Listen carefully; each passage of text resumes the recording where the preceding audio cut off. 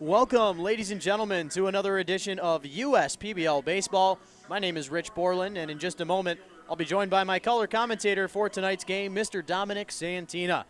We saw an electric stealing of home plate last night as Mr. Nick Campana gave the Beavers a 3-0 lead late in the game, but they would only need the one run. The combination of Jerry Salisbury, Deshaun Lake, and Dylan Collette kept the Mammoths off the board. Salisbury stole the show with his best start of the season, going 7 innings strong, allowing no runs or walks, only 2 hits, and he had 8 strikeouts in the process. Deshaun Lake allowed only 1 hit and a walk, but no runs, and then Collette slammed the door for his 3rd save of the year in the 9th. The Beavers desperately needed that win yesterday as they lost to the Mammoths earlier in that day as a part of our day-night doubleheader. As we take a look at the standings, the Mammoths still have the slight lead, sitting at 14 and 13 in first place.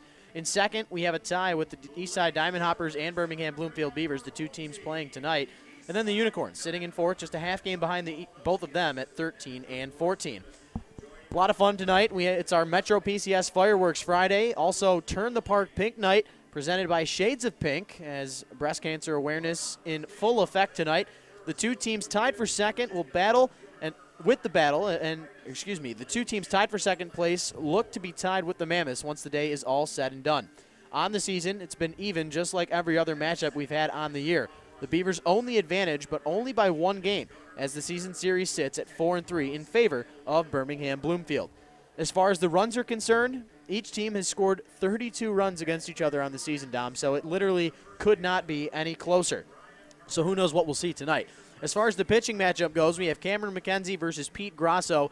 On the season, Cam Mackenzie, a 1-2 record with a 3.41 ERA, 8 games, 6 starts. In 37 innings pitched, he's allowed 37 hits, but only 14 earned runs. And how about this, Dom? 9 walks to 44 strikeouts for Cam Mackenzie. And then for Pete Grasso, a 3-0 record. Talk about impressive. Just an even 2.00 ERA with 3 starts and 7 total games. 27 innings pitched for Grasso, only 6 earned runs on 21 hits, 10 walks to 21 strikeouts. And as we head toward the bottom of this lineup, before we get into this pitching matchup, we'll talk about it when we get back on the air. But with a few moments left before the national anthem, Dom, let's take our pick the stick for tonight. We've got a lot of names up here between the 2 teams. And, of course, you take a player on one team, I'll take one off of the other. And a lot of talent to choose from. Well, I'm going to take a guy that's been hot and streaky hot of late, and I've been struggling against you, Rich, with pick the stick, so I got to go with one of the hottest guys, and I'm going to go with the guy leading off here for Bloomfield, Nicholas Campana. I mean, he's been phenomenal so far to start the year for the Beavers. 6 hits in his first 5 games. 2 of them have left the park, and he also has 7 RBIs. So with my pick the stick, I'll go on the Hopper side. I'm going to go with one of our 2 Bryans that we have in the lineup. I'm going to go with Brian Pereira, the first baseman for the Hoppers, who, with that 5-for-13 start to his year, all 5 of his hits are singles, but he does have 2 RBIs as well. And when we come back, we'll talk about that pitching matchup in a little bit more detail with Mr. Santina, and then we will lead into the starting lineup for the Beavers before first pitch. You're watching the USPBL YouTube channel.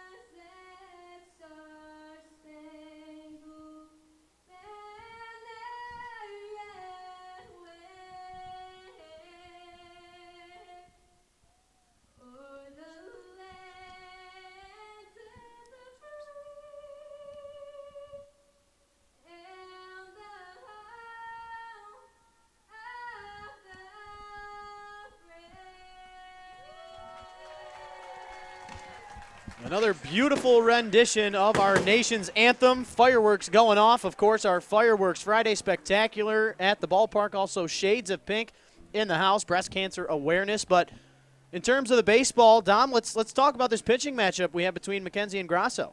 Well, we're going to start with Cameron Mckenzie. He's the visitor for the Beavers tonight, and he's going to be starting on the mound. He's going to feature a fastball, slider, a curve, and a changeup. And I know we were talking in the beginning, Rich.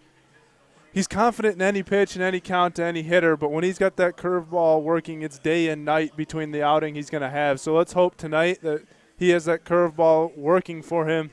If we go to Pete Grasso, Pete is features a two-seam fastball, four-seam fastball, slider, and a change. He likes to work ahead to hitters, and he takes pride on being a ground ball pitcher.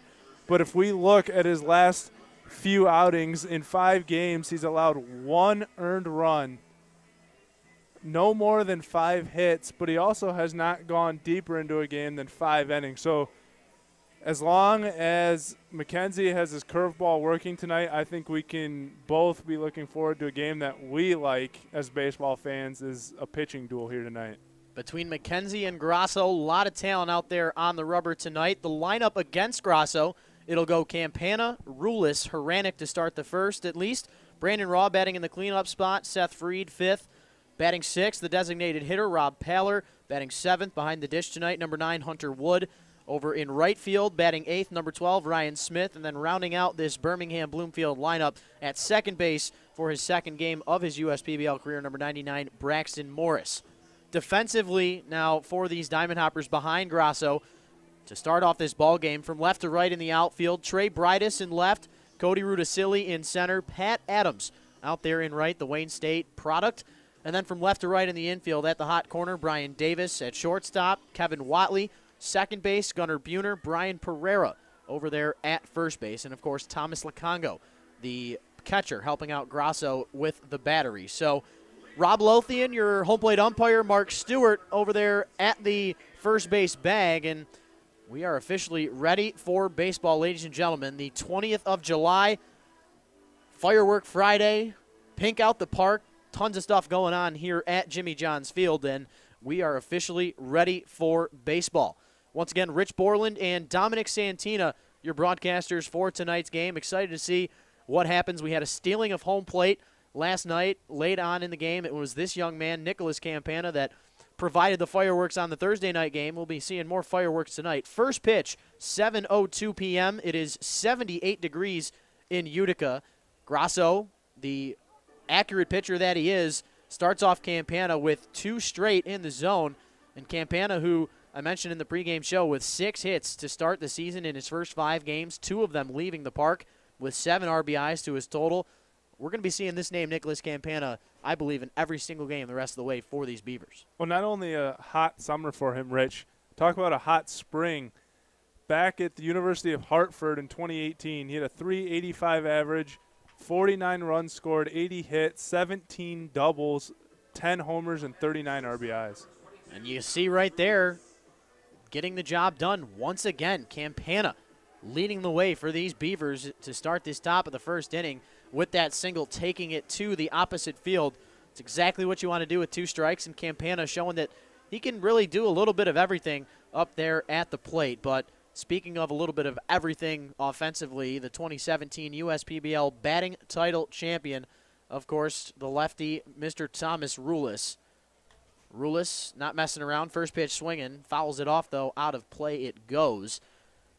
Rulis with that .315 batting average, good for second in the league as we speak, behind the man that's in the on-deck circle. Rulis with 89 at-bats on the year, 15 runs scored, which is tied for third. And he also has 28 hits, which is in the top 4 in the league as well. But here we go again. Grasso working ahead early, just like he had Campana. He's got Rulis down in the count 0-2 to start.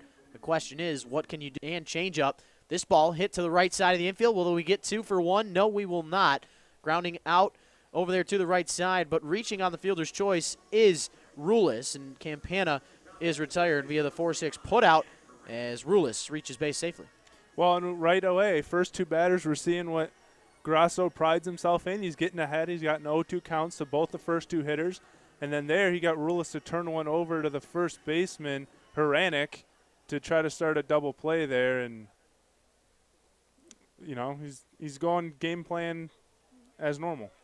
Hranek standing in the box, the Ortonville, Michigan product. Could we see an opportunity for a double play now? Buhner with the tag on his own, throws to first, and Grasso gets out of the frame with barely any pitches as that Trico double play ends the top of the first. We head to the home half. We remain scoreless. You're watching the USPBL YouTube channel.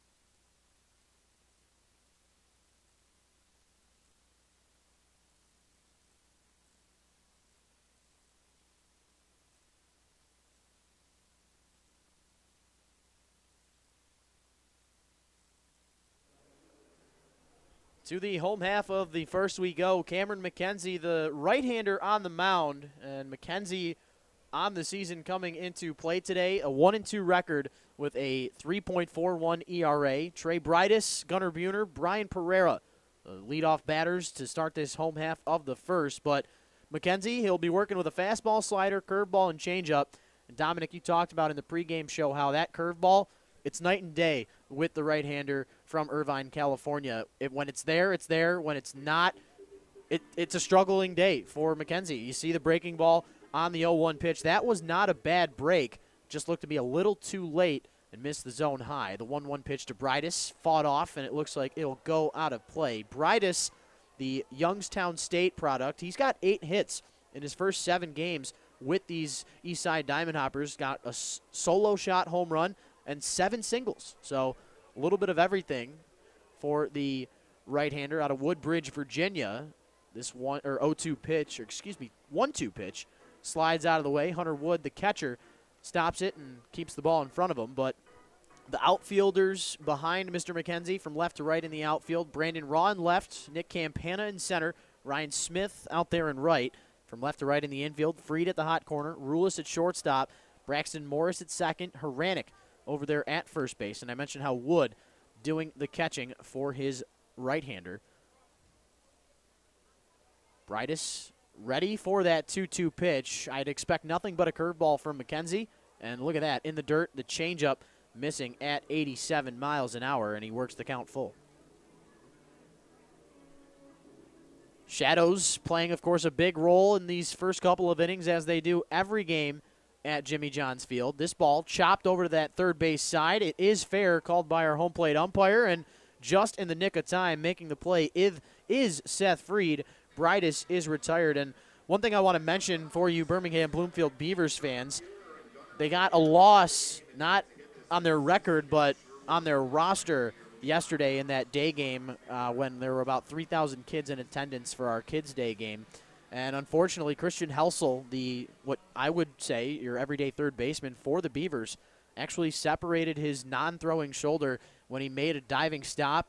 Looked like it was going to be a great play, but instead he came up off the ground and unfortunately found out later that he did, in fact, separate that shoulder. So not sure exactly if he's out for the year. I was told that we're not sure exactly where that process will take Helsel, but we're hoping that he can somehow get back to strength, and maybe we'll see him late in this season. But got a feel for the man out of Altoona, Pennsylvania. Yeah, you never want to see anybody injured here, and tough break. And you said he's had some injuries to that shoulder a couple times, and that one it just finally gave way and tried to make a nice defensive play, and it just came back negative for him.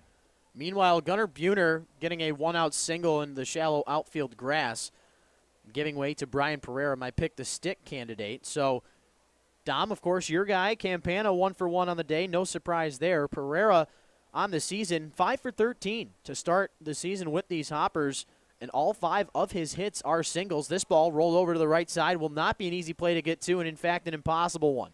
The second baseman, Braxton Morris, making the smart decision, and with that slow ground ball, Pereira is retired via the 4-3 putout, but getting to second base is Buhner. So an out that doesn't go unnoticed. You move the runner over, and Buhner in scoring position. We'll see if that second out can prove pivotal for these Hoppers as Brian Davis stands in. 3 hits in his first 3 games, 2 of them for doubles.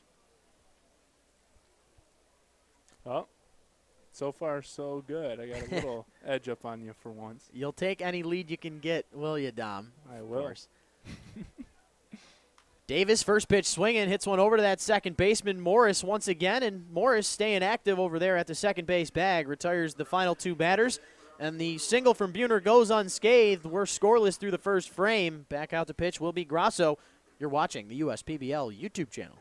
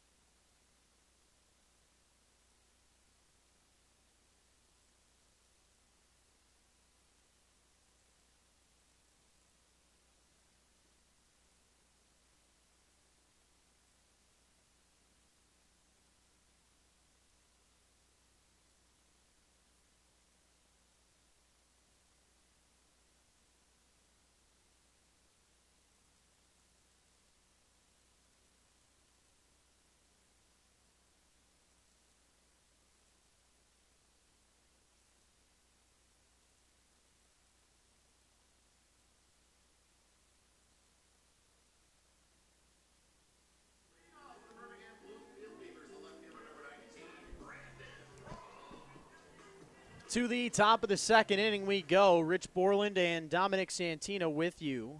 Due up for these Birmingham Bloomfield Beavers to start the second. Brandon Rawe, Seth Freed, Rob Paller, the 4, 5, and 6 hitters. Pete Grasso back out there for his second inning of work. Starts off Rawe with a fastball that misses inside, but Grasso with only 8 pitches in that first frame to the 3 batters, 7 of them for strikes. Retired Campana on the 4-6 putout. This ball lined to the right field area. Gunnar Buhner with a big jump, but no result as that one gets over the leaping head. And back-to-back leadoff singles for the Beavers through the first 2 frames. Man, I don't know. I thought Buhner could have had a shot at catching that one. He got up there pretty high, and he kind of pulled the glove down at the last second. I thought if he reached up a little bit, he could have snagged that one. effort looked like it was there, but unfortunately the game of inches that it is. That one getting into the outfield. So Rawe with the leadoff single to begin this second. Seth Freed standing in. He's got 4 hits in his last 4 games, but before that, Dom, he was in an 0-for-20 stretch. So we're liking what we're seeing lately from Freed as he looks at ball 1 to begin this at-bat. Well, it's going to be interesting to see how Grasso responds here. In the first inning, he let up a hit to Campana right away, but he came back on 8 total pitches and got out of the inning. Well, here comes a ground ball. The shortstop, Mr. Kevin Watley, does all the work on his own. Didn't need Buhner for that one. And I was about to say, Pete Grasso, how about this, Mr. Santina? The second highest percentage of ground balls per batted balls. Pete Grasso, 57.9% of the time that contact is made, the ball's going on the ground. Only second behind Joel Sharon, one of the back-end bullpen guys for the Westside Woolly Mammoths, who gets ground balls 65% of the time. But, of course, Grasso with more innings under his belt, so a pretty impressive feat there for the right-hander. Grasso out there against Paller with nobody on and 2 out.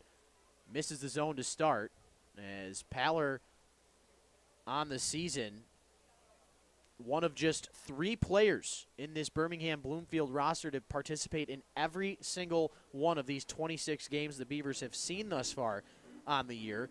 Paller 4th in the league with 15 walks, 6th in the league with 93 at-bats, but how about this? Tied for first with 18 runs scored. So not a guy who you look at for speed, but he does have the 4 home runs on the year, but a little bit of a shock to see him up there in runs scored. But, of course, you got to give credit to the guys that he's been batting behind on the year. But the thing with Paller, as he looks at the 3rd consecutive ball to miss the zone, he had gotten moved down recently a little bit in the lineup. He had been batting behind guys like Rulis and Haranek. But with these new faces, Campana, Rawe, he's gotten moved down a little bit with that .215 average. The power is still, of course, there. But we'll see if he does, in fact, come in to score as often as he had with those stellar bats behind him as he grounds a foul ball that misses down that first base line and rings the count full. Well, the big thing is for Paller, when you're on base with the 20 hits and 15 walks, you put yourself in a position to score those runs. So by getting on base, whether by hits or by walks, more times you're on base, the more likelihood you're going to come around to score when you have guys in your lineup like Haranek and Rulis and Smith at the bottom of the lineup. The count full. Grasso looking for his first strikeout of the day. The payoff pitch misses low and inside, and Paller earns his 16th walk of the year and keeps this inning alive for the Beavers in the second.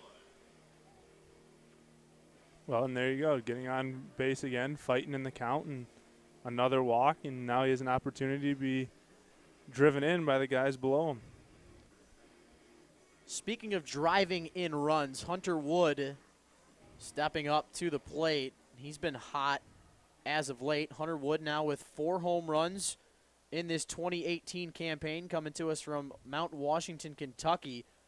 Homered in the game yesterday, and it was in the day game where, how about this? I hadn't spoken to you about this, Dominic. We've had so many great things to talk about, but in that day game, you know who Michael Klein is, one of the starters for the Westside Woolly Mammoths. He had a no-hitter through 5 innings.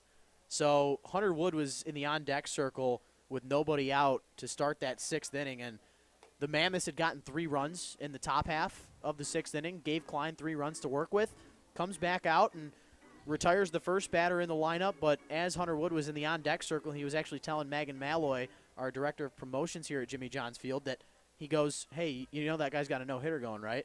And he goes, yeah, I'm about to go end it. And, of course, he went to hit a home run. But no home run here for Wood on the 2-0 pitch. He grounds out over to Brian Davis at the hot corner. And the single from Rawe and the walk from Paller go unscathed. Wood is retired via the 5-3 putout. We head to the home half of the second. You're watching the USPBL YouTube channel.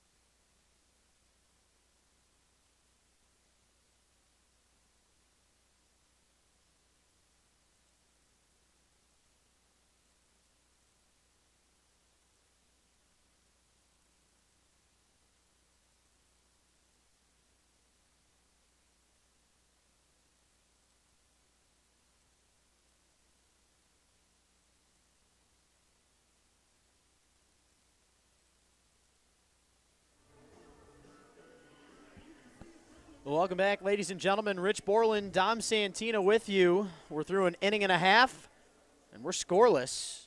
2 hits for the Beavers and the 1 hit off the bat of Gunnar Buhner. Thomas Lukongo, Cody Rudisilli, and Sebastian Diaz, the 5, 6, 7 hitters, due up for these Hoppers to start this home half of the second.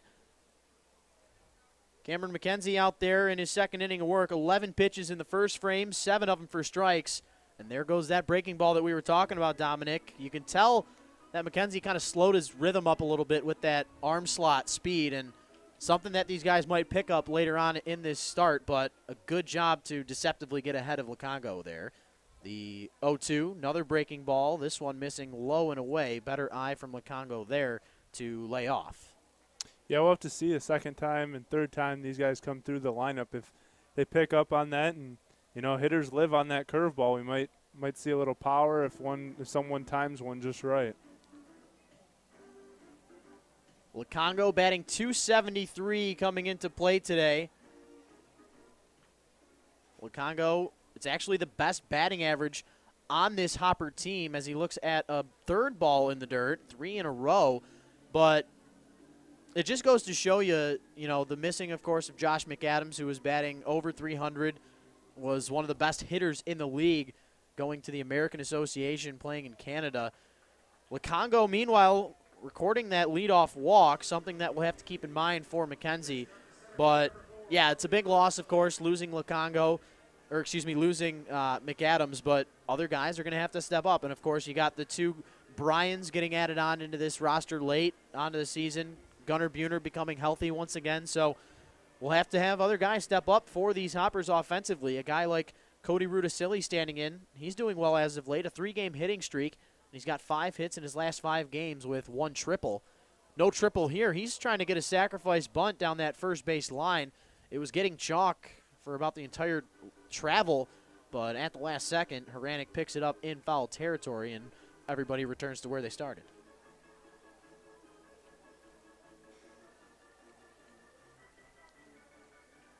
Mackenzie with the 3.41 ERA coming into play today. 44 strikeouts compared to 9 base on balls. He has not had a strikeout yet, and the 1 walk to Lukongo has him on first base with nobody out. Rudisilli not showing bunt on the 0-1 pitch. That one missing away. Looked to be the slider from Mackenzie. Yeah, I thought that was an interesting choice there by Rudisilli, putting that bunt down the first baseline, trying to beat it out as well. We'll have to see if he sticks with that or if he's going to swing away now. As he swings and misses at the 1-1 pitch. This ball thrown towards second base. A 1-hop to the second baseman, Braxton Morris, and the ball slowed down just enough that Thomas Lukongo getting that stolen base, and you don't see that every day. Catcher out there using his wheels to get a stolen base, and that, in fact, is the first one of the year for Lukongo. You wonder if it was maybe a hit and run that Rudisilli just didn't pull the trigger on. Yeah, that's exactly what I'd have to agree with you there, Rich. Rudisilli swinging away, and I think the pitcher just down and away, couldn't make any contact, and hit and run was on in that situation. So the count 1-2 on Rudisilli. Mackenzie looking for his first strikeout. He won't get it on the pitch that misses high and away. Rudisilli working that count 2-2 as it's evened up. Rudisilli predominantly known for his speed out there in the outfield and on the base pass. Won't be bunting with the 2-2 count. He's going to have to try and have that 2-strike approach, take something the other way. Instead, pulls this one foul down that left field line. Count remains at 2-2.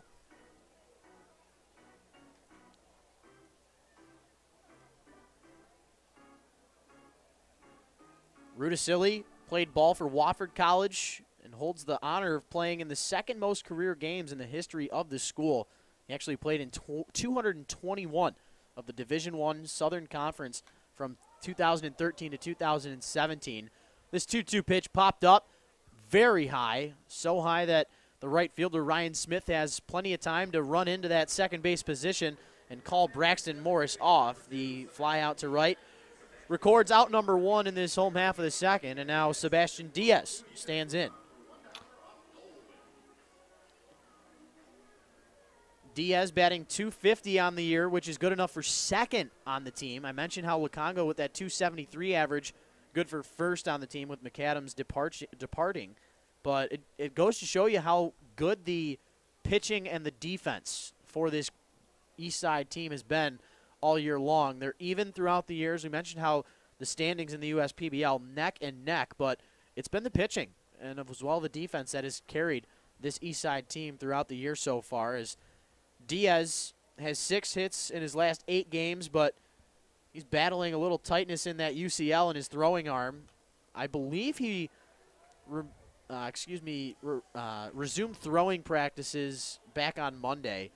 Not sure if that is official or not, but with him at the DH spot tonight, he's of course still battling it as Buhner continues to work at second base. Diaz fouling off a pitch, the count even at 1-1. Got fireworks coming up after the game tonight. It's our Turn the Park Pink night as Diaz fouls off the 1-1 pitch into foul territory. Diaz graduated from Nova Southeastern University and was part of the first team's national championship win back in 2016. I'm going to put you on the spot here, Dominic. Most famous MLB player to come out of that college, any idea? As Diaz could not hold back and strikes out for out number 2. I know we talked about this one. Oh, here we go. I want to say, is it J.D. Martinez? Ding, ding, ding. We have a winner. The Boston Red Sox playing in his old town of Detroit at Comerica this weekend, of course. But as far as the USPBL is concerned, Diaz, we're hoping that that UCL will get better and we'll see him back out there as Kevin Watley, you know, no offense to Gunnar Buhner, but I'm sure he misses his buddy out there at second base. They flowed and gelled so well throughout the season thus far. Not that Buhner's doing bad either. He's playing well defensively, had that double play earlier on in the contest. Patrick Adams, meanwhile, who's got 11 hits in his last 12 games, grounds out in his first plate appearance of the day on the first pitch he sees. The 6-3 putout is recorded, and the Hoppers strand a runner in Lukongo. We head to the 3rd inning, still scoreless at Jimmy John's Field. You're watching the USPBL YouTube channel.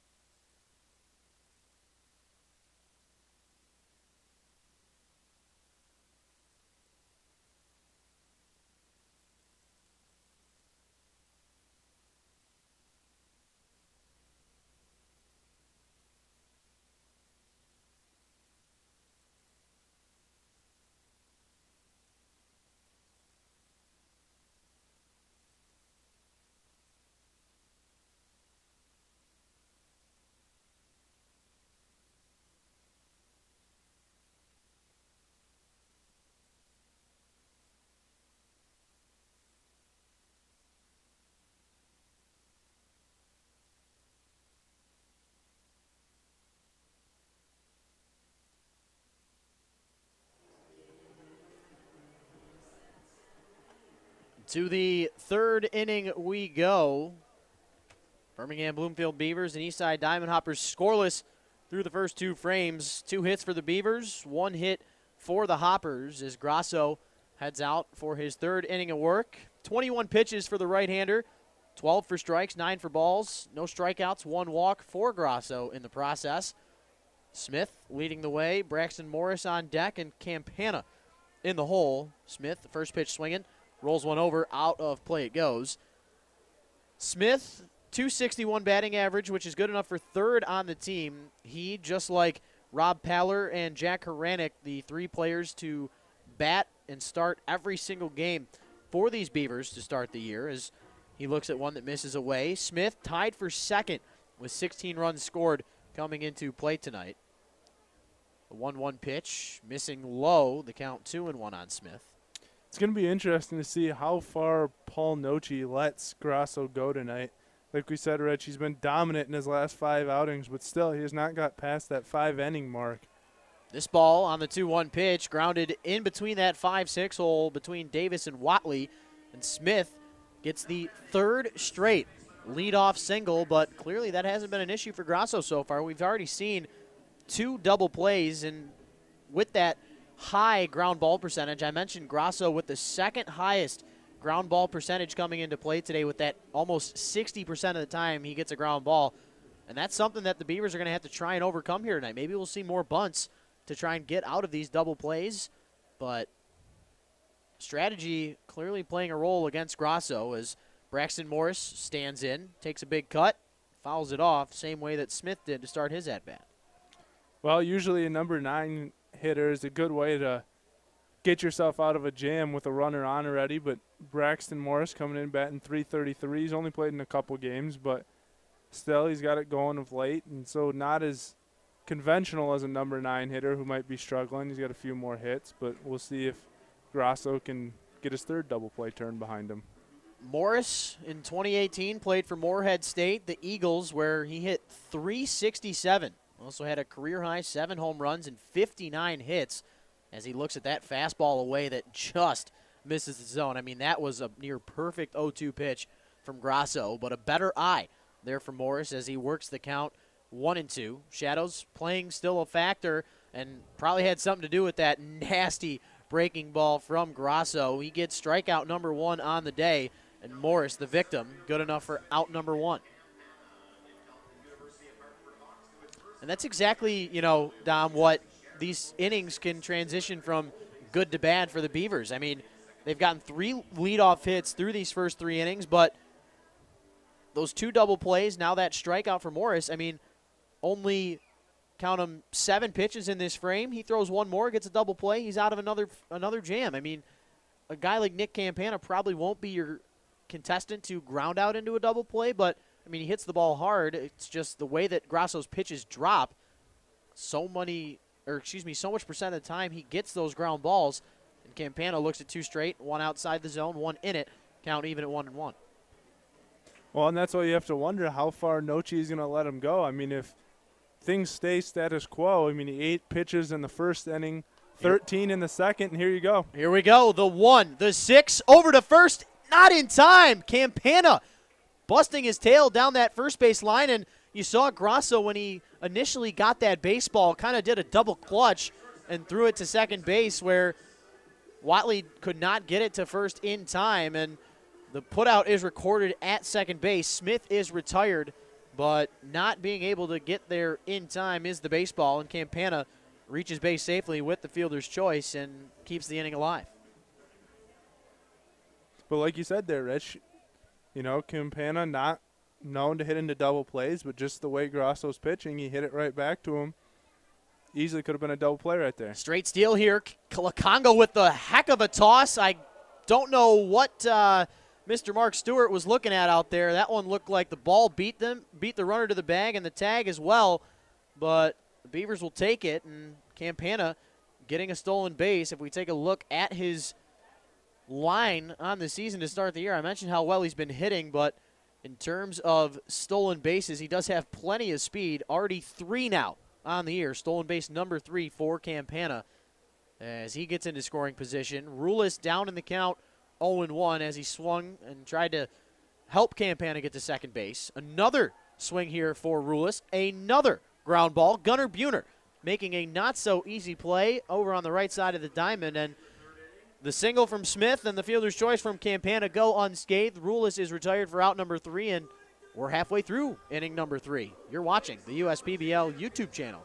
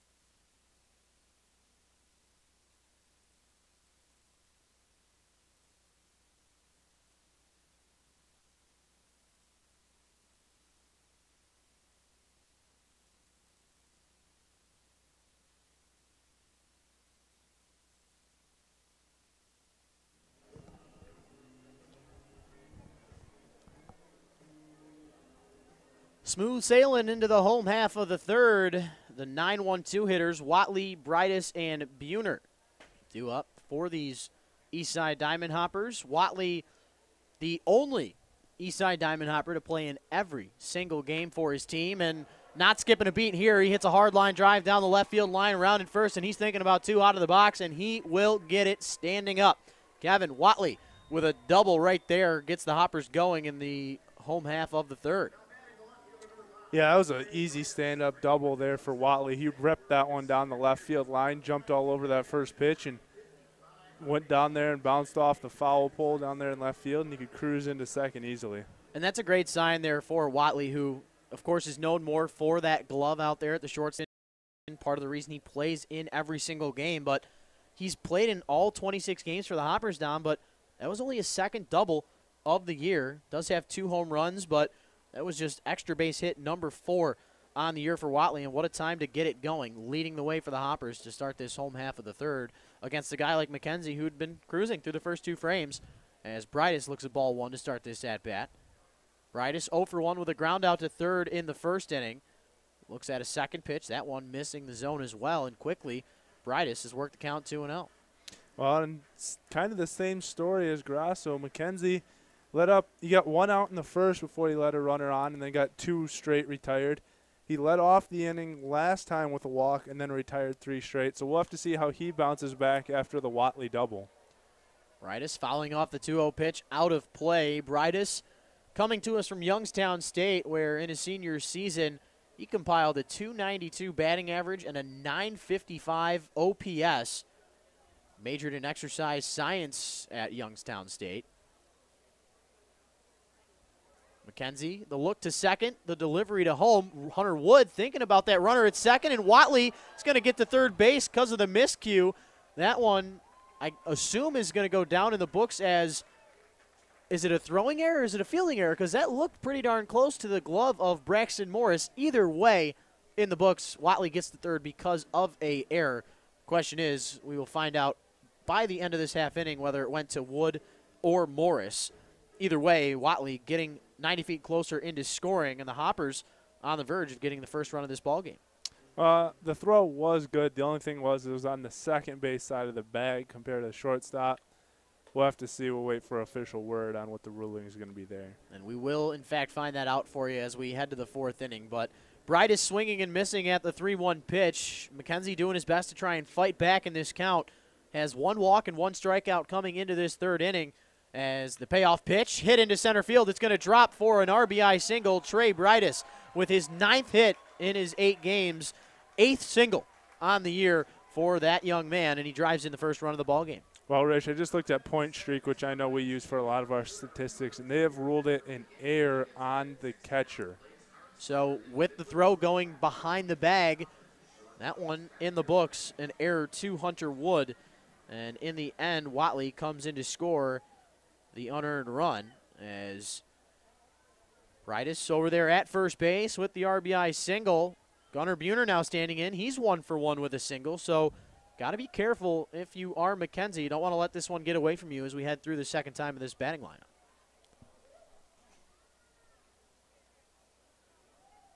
Gunnar Buhner ahead in the count 1-0. Had an ankle injury earlier on in the season, but it looks like he's pretty healthy now. Back-to-back singles for the beer batter of the game. $5 craft beers for everybody here at the ballpark. If you're listening in the bathroom or up in the suites, head down to our craft beer garden area at our short hops area down that left field line to get your craft beer, as back-to-back base knocks for Brightus and Buhner. A lot of B's in that conversation. 2 men on. Brian Pereira stands in. You know, Rich, I haven't been here for the last few games, but as far as I know, nobody has gone 3 for 3 for the beer batter. And Gunnar Buhner, 2 for 2 so far. So I know it seems like, whether they say it or not, that the beer batter puts a little pressure on them, but Buhner has a chance to maybe be the first 3 for 3 beer batter. And you know what? I'll find out that little stat for you, Dom, as I'll text our head of our production team, Mr. Howard Mitchell. Brian Pereira, meanwhile, works the count 1-0 to start the at-bat against Mackenzie. My pick, the stick contestant, 0 for 1 on the day with a 4-3 ground out in that first inning. Boy, could Mackenzie use a ground ball here with 2 men on and nobody out. Pereira following off the second pitch he sees, that one going into the protective netting. Well, Rich, we talked about it last half inning for Mackenzie. We said that arm speed's coming in a little slower on that curveball, and you have to wonder if now he's coming through the second time through the lineup in a single by Brightus and a single by Buhner, if they're picking up on that. Rulis drops this ball, and it ends up staying in the dirt. So hold on, ladies and gentlemen. Do we have a triple play? Hold on now. The umpires will have to come together, but on that line drive to Rulis, the ball had dropped, and we'll have to get a ruling here as the umpire had initially called the batter safe as the ball had fell out of the glove of Rulis, and we might have a triple play here, ladies and gentlemen. Hold on. Well, my question is, did they, in fact, tag Brightus over there at second base? I know they tagged the bag. I don't know if they tagged Brightus as well. Otherwise, you might be right, Rich, here. I was thinking double play. I didn't think about the triple play. Yeah, I don't think we've had a triple play in the USPBL history, but we might be seeing some written here tonight. Such a weird play because the line drive to Rulis, it was so close to the ground. He tried his best to make the catch, but it fell out of his glove. The 2 runners retreated to their bags, but the umpire said that it landed on the ground. So Rulis, in trans, tags the runner at second base, Brightus, tags the bag at second to what we think gets the force, and he throws it back to first to double off the runner that had hit the ball. Of course, that being Pereira.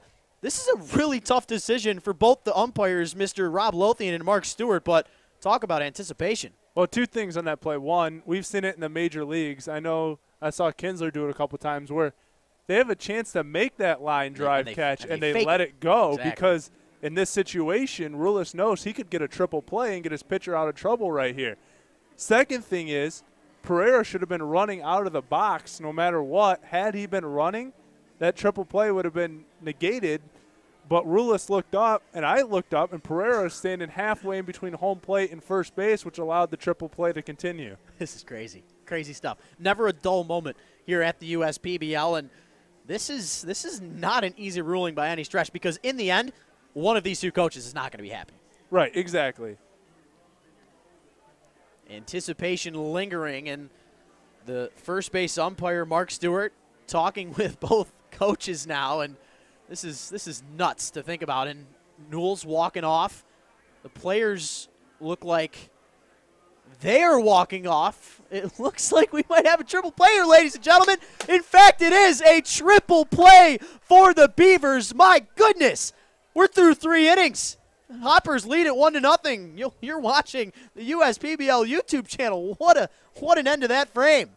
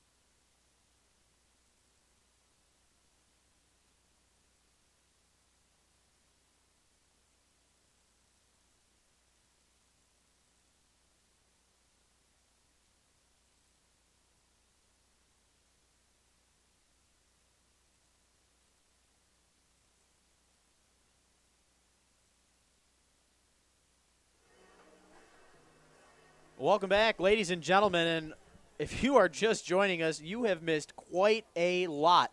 Kevin Watley in the home half of the third inning led the inning off with a double. Then Trey Breides singled, drove him into score. Gunnar Buhner singles after him. And then Brian Pereira, my pick-the-stick contestant, talk about unlucky, Dominic, as Grasso heads back out for his fourth inning of work against Jack Haranek. Pereira hit a line drive over to Rulis at the shortstop position, but it was hit a little bit shallow of the shortstop. It ends up falling in the dirt as Haranek hits a hard ground ball to the right side and is retired via the 4-3 putout for out number one. But after the line drive to Rulis, it hits the ground. So, of course, the runner's having to advance to each bag. Rulis had tagged the runner at second, Breides. He had stepped on the bag at second to retire Buhner, and then threw the ball to first base to retire Pereira. A 6-3 triple play. I don't know if that's ever happened in the game. I'm sure some point it probably has, but it's definitely probably a USPBL first. Definitely a 6-3. I don't know if we've had a triple play in the history of the USPBL, but like we said, whether it was intentional or unintentional on Rulis' part, smart heads-up play, getting two of those three putouts and then getting the assist there on the one on Pereira. And we talked about it, I think Pereira was kind of caught in a tough spot. He comes out of the batter's box. He thinks he's lined out, so he stops and then gets caught midway because it's a live ball now instead of being out, and Rulis throws on to first to record the third out.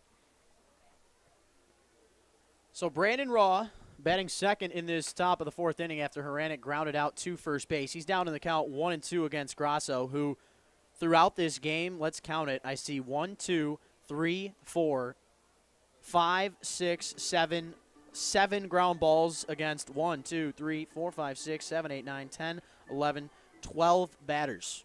Well, that's what he prides himself in. It's about prime percentage. He has ground balls about 70% of the time. No ground out here to Rawe. That's strikeout number 2 on the day for the right-hander, and he is cruising now with the 1-0 lead. Well, Rich, one thing we definitely have to mention about that triple play, Mackenzie was in some serious trouble there. He had let up 3 straight hits, already let a run in, and it didn't look like he was gaining any confidence at all. And then Rulis helping his pitcher up big time by getting that triple play. And this one, a 1-2-3 inning for the Hoppers as Grasso continues to stride through this game. We head to the home half of the fourth. Hoppers out in front 1-0. You're watching the USPBL YouTube channel.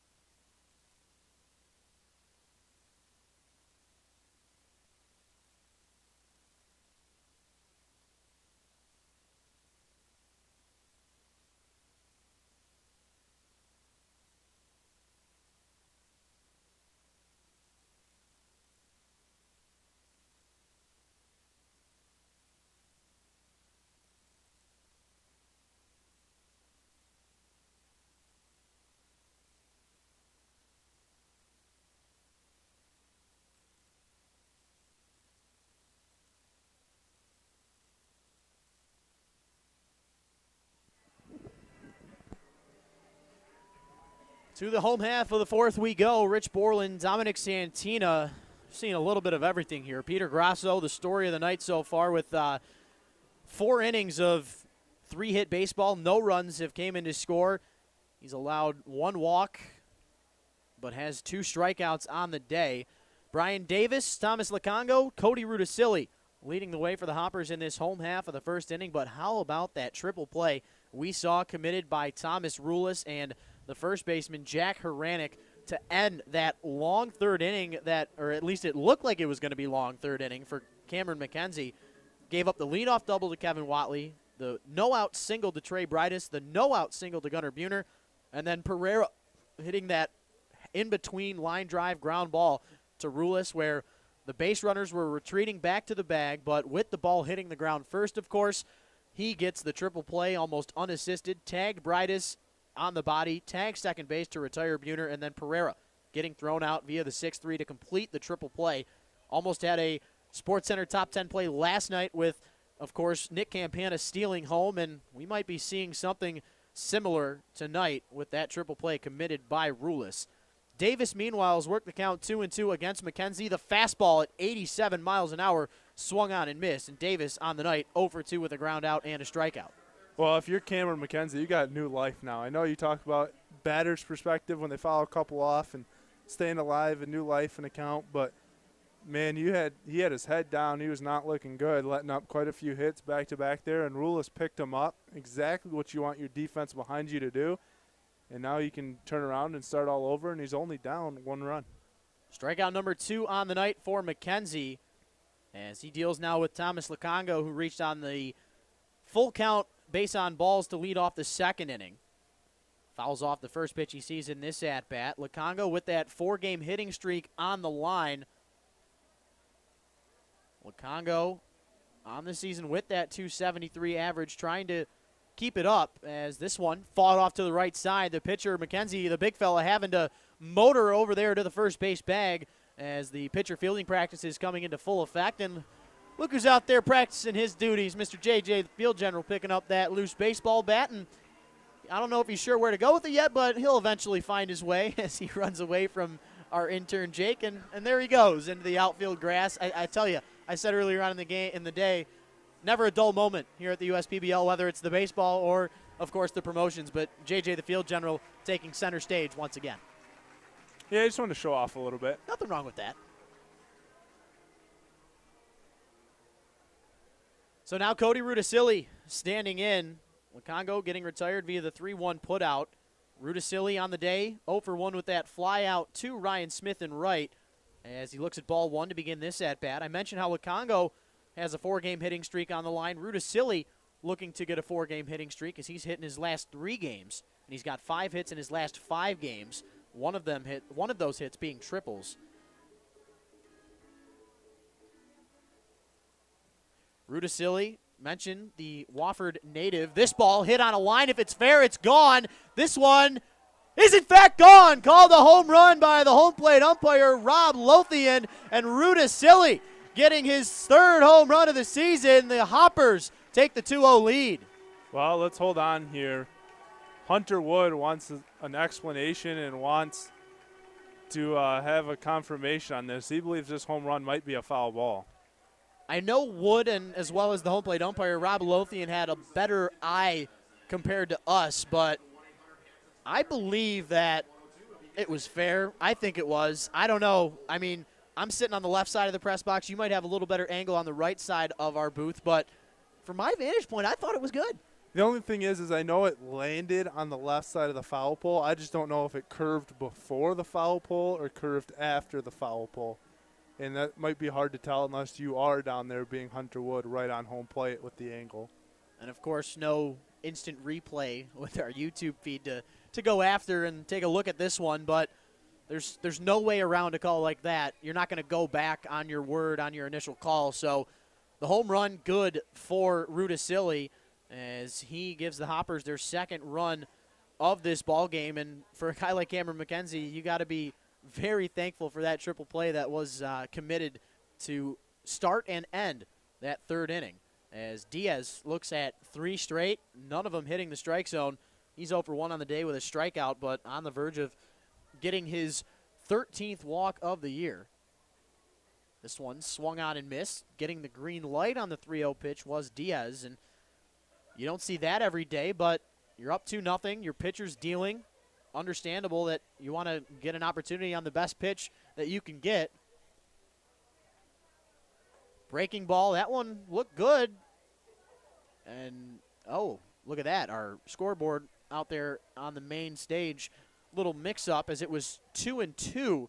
That breaking ball missing the zone, and that fastball missing it as well. So now I believe the count is 3-1. We're playing a little catch-up here in this count, gotten crossed up with that scoreboard out there.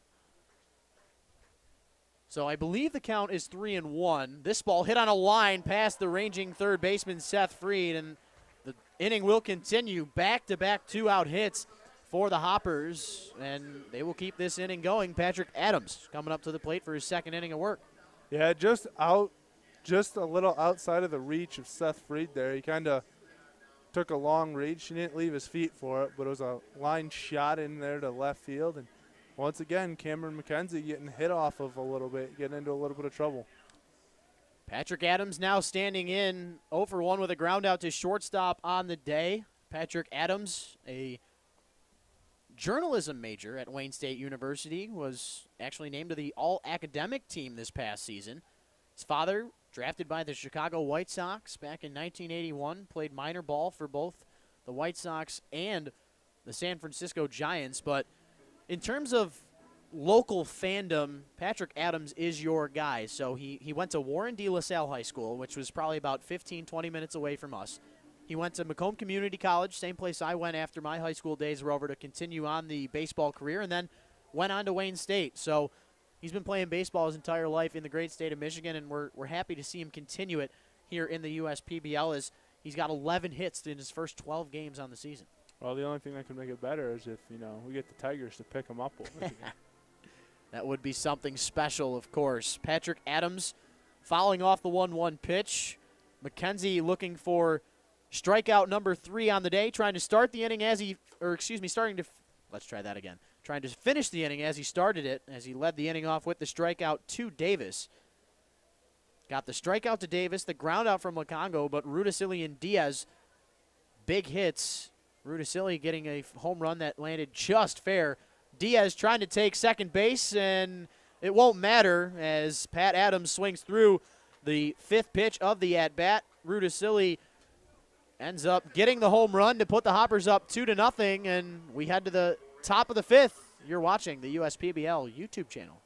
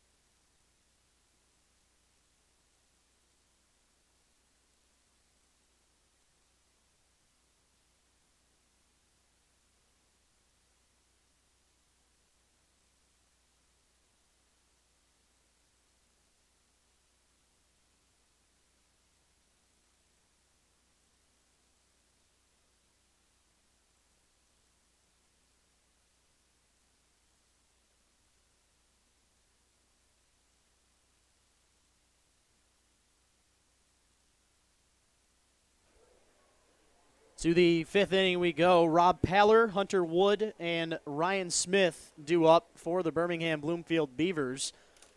Beavers trying to creep their way back into this ball game, but not if Pete Grasso has anything to say about it. Grasso on the season, that 3-0 record, with 27 innings pitched coming into play tonight, a 2.00 ERA. And, Dom, you were talking about it, how in all of his games, he has yet to give up more than 5 hits in a contest. And I would say his worst performance of the year was back when he made his USPBL debut. Of course, nerves probably playing a big factor back on that May 16th game against the Utica Unicorns, where he went just 4 innings, allowed 4 earned runs on 3 hits, 2 walks, and 2 strikeouts. But since then, he has been nearly impossible to hit as the 1-2 pitch to Paller misses low and inside. Count evens up at 2-2. Well, right now he is sitting at 46 pitches through 4 and plus here, trying to get Paller for out number 1. Paller ready for the 2-2, looks at the fastball that misses high and away. Paller chosen to the first team All-Ivy League, playing with Columbia in 2016, was also awarded the Academic Ivy Honors. So not only did he play in the Ivy League, but he was an All-Academic honor in the Ivy League. Talk about a smart guy, as he, for the second consecutive time, talk about a smart gentleman, using those eyeballs to work his second walk of the day. Hey, Rich, how about this? Ready? Ready. So Grasso had 8 pitches in the first, right? 8 in the first, 13 in the second, 13 in the third, and 8 in the fourth. Talk about being efficient. Another thing to throw out there, last inning was the first time he did not have a runner on to lead off the inning. Wow. You are exactly right about that. Got the strikeout to Davis to lead off that fourth. First time that the leadoff man did not get on. Good point there, Dom. Counterpart as Wood working in the count, 0-1. Wind blowing from right to left. That breaking ball getting the outside corner. Wood down in the count quickly, 0-2. Yeah, it looks like we have a pretty steady breeze out there in the left field, so you get one up there, it might help you out a little bit. Put it up in the air, see what can happen. This breaking ball taken to the left side of the infield. Will we see another double play? No, we won't. Good stretch over there at the first base bag from Pereira, but the 5-4 putout is recorded to retire Paller over there at the second base bag. Wood just reaching on that fielder's choice, and first out is recorded. Ryan Smith standing in. Yeah, I was going to say that ball was hit a little slow, and I was going to have to say Buhner was going to have to make a pretty quick turn there at second base and just not quick enough, and a nice job there by Wood to hustle out of the box. Ryan Smith standing in for the second time tonight, singled to start the third inning off. See if Grasso can get ground out number 4 on the day for a double play. This one will take the double play out of effect, as that one gets away from Lukongo, and getting to second on the wild pitch is Wood. So double play, of course, out of effect. Grasso, if he gets a ground ball, if you're the Beavers and you're Smith, you want to, of course, take it to the right side so Wood can advance 90 feet closer to scoring. But Smith, a pull hitter, see what he does on the 1-0. That one outside corner, called strike by Rob Lothian, our home plate umpire.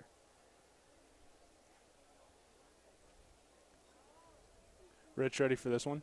Oh, yeah. Besides his 2 strikeouts, everything has been a ground ball. So he's either struck guys out or he's got them out on a ground out, and 2 of them have been double plays. It's incredible stuff. Smith, meanwhile, looking at a breaking ball. That slider from Grasso gets enough of the zone, and Smith, down to his final strike, going to have to take a 2-strike approach and try and take something the other way and allow Wood to either come in to score or get to that third base bag. Instead, chops one to the left side, so Wood will not be able to get over to third. And look at this. Yes, he will. It gets underneath the glove of Pereira. Throwing error going to Watley as that one hits the dirt. Pereira probably should have been able to stop that ball, but with it hitting the dirt, you're going to have to automatically give that error to Watley. And Smith stays at first base. Runners on the corners.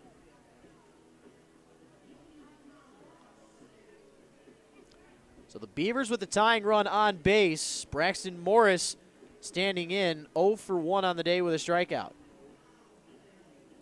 Well, a good thing here for Grasso is Smith wasn't able to advance to second, so it still keeps the double play in order if you hit it to either the shortstop, Watley, or Buhner. Keeping tabs on Smith over there at the first base bag is Grasso. Smith on the season. As we take a look at his stolen base potential, he's getting over there to second base, and he will get caught. He's heading back towards first base. Will we have another double play? This ball thrown off the side. Gunnar Buhner took his momentum on the spin, and it gets past Lukongo. The out is recorded as Smith gets taken out, but coming in to score is Wood. A heads-up base running decision there from Wood. Even though Smith gets taken out, Wood does come in to score, so the lead cut in half, but comes at a price with the second out of the inning. Yeah, and that was a tough play for Buhner there. He had to kind of spin after the tag, and that spin kind of took that throw away from home plate there and made Lukongo have to kind of dive after that one. Grasso now at 56 pitches, 36 of them for strikes. Pretty darn good ratio for the right-hander out of Salisbury University. Speaking of Salisbury, it was funny in the pregame, we were doing some research, and the guy on the mound yesterday, Jerry Salisbury, for the Birmingham Bloomfield Beavers, going 7 innings, allowing no walks and just 2 hits. And now the starter for the Hoppers, Grasso from Salisbury College, doing just as well as Salisbury had done yesterday against the Mammoths. The count 2-2 on Morris as he fouls that 2-1 offer. Grasso back to work he goes, looking for strikeout number 3 on the day, and he gets it. Chasing after that one is Morris. He has been the victim twice of that strikeout against Grasso. And Grasso officially, as we take a look at his pitch count to end that 5th frame, has 59, count it, 60 pitches for the right-hander. So we head to the home half of the 5th. You're watching the USPBL YouTube channel.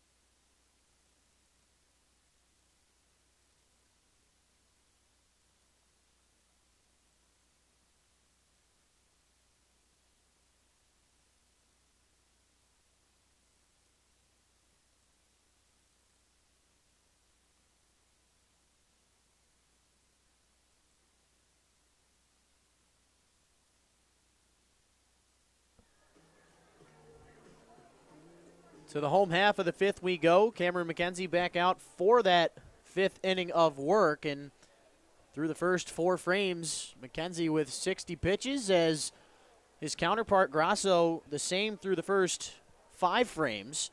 But leading the way for the Hoppers is Kevin Watley. And Tony Paul, the Detroit News, does something cool every week. 15 things getting to know these players. And this week is Kevin Watley. Well, let's see. We'll go through a few of them here. Number 1, he can ride a unicycle. He reads it says, I read and journal every day. He loves skateboarding. He has a big red birthmark on his neck. He's not recruited out of high school for baseball. He played quarterback in high school. He does not like playing video games. He says every night he dreams that he saves the world. He was dreaming about a home run right there on the 1-1 pitch, but this one out there in center field is Campana, right in front of that warning track, in front of the 395 sign. He makes the catch for out number 1. Whatley on the day, 1 for 2 with that double and run scored back in that third inning that the Beavers ended up turning the triple play on. But Whatley retired to start off this 5th inning, and if we take a look, that's the 2nd consecutive inning that Mackenzie has retired the leadoff batter. 3rd inning in total that he's done that. As Breitis, we head back to the top of this Eastside order for the 3rd time today. 3rd time through the order. Breitis looks at ball 1 to begin this at-bat. Mackenzie trying to get through this 5th inning, maybe get some offensive help against Grasso in the 6th, and try and get himself in line for a victory, but it will not be an easy thing to do, as Grasso has been about as efficient as you could ask for outside of that run that came in the 5th. 2-0 pitch. Fastball at 87, high. Breitis swings through it. Well, Rich, you have to wonder if that run, if it was up to Grasso, if that even would have came in, and Whatley's throw there was a little low and it was considered an error. Had that not taken place, I don't think that run would have came in to score. It's a very good point, Dom, as the 2-1 pitch gets enough of the outside corner. Called strike 2, and Mackenzie trying to fight back in this count as it reaches 2-2. The 2-2 pitch popped up. This one might land right in front of us here in the press box, and it instead reaches the suites above our heads here at the ballpark, and Breitis stays alive, at least for now. I know one time we had one close, but, we've talked about it. It's kind of hard for one to get to us because unless it comes back at like a straight angle over the net's so high, and the suites are a foot or two over us, so it's hard for a ball to get to us. As Breitis chases after that 6th pitch of the at-bat. Out number 2 recorded, strikeout number 4 on the day for Mackenzie. And now Gunnar Buhner coming up to the plate. How about this, 2 for 2 with 2 singles? Talk about that for a pick your stick. Not a bad start.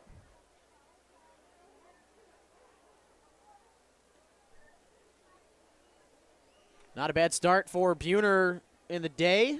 Not a bad start in the at-bat. Looks at ball 1 to start this one off. Are you saying you took Buhner? I did not take Buhner. Okay, I was going to say. I took Pereira, who's in the on-deck circle, 0 for 2 with a couple of groundouts. So let's not forget, I think the one groundout should count for like -6. That was a triple play. If we were doing a point system, I would understand, but it's your unofficial official pick the stick battle as Buhner fouls off the 3rd pitch of the at-bat. This one rolls foul down that left field line. Buhner, son of former MLB player Jay Buhner. So the bloodline thick for this Buhner family. Mackenzie out there ready to go. Buhner taking his time to get back into the box. Mackenzie with 4 strikeouts in this one, looking for 5 and back-to-back case to end this 5th inning, but Buhner continuing to fight, fouls another one off.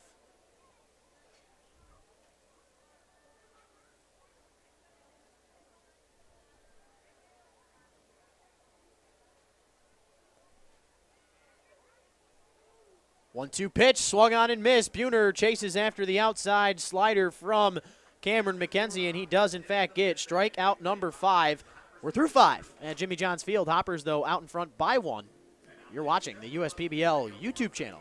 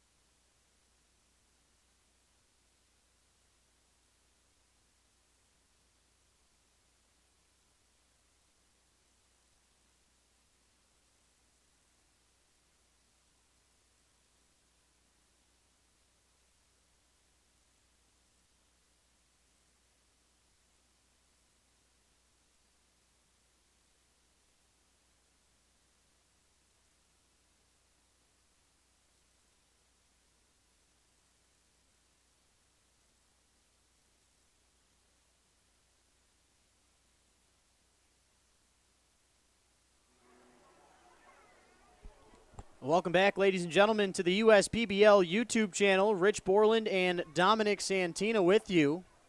Head to this top of the 6th inning, and Campana, I believe for the second consecutive day, takes one off the body. And it's not the easiest way to get on base, but when all you got to do is stand there and take it, Campana will get on base safely. And, you know, it wasn't pretty, but you get on base, the leadoff man on, and not the way you want to start if you're Grasso, who had been cruising through the first 5.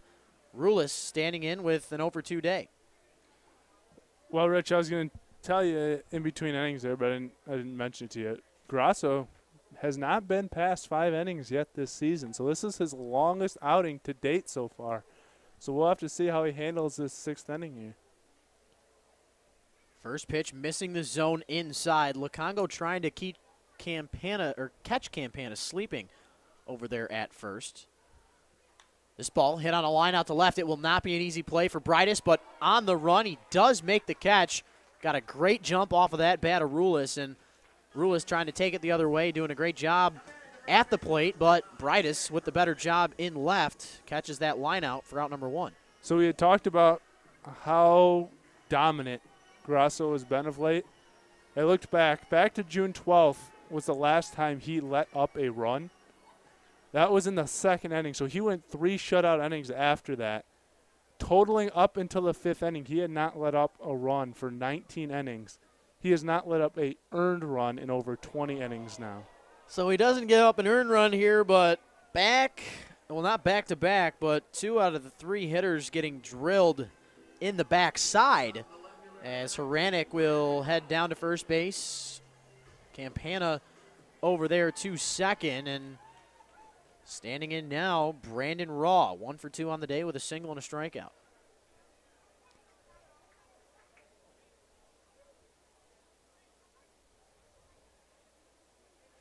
Brandon Rawe in 2015, drafted by the Miami Marlins. Last year, Rawe actually led the USPBL in RBIs and was tied for 2nd in home runs. He has the distinction of playing on the 2 USPBL championship teams, the Unicorns in 2016 and last year with these Beavers.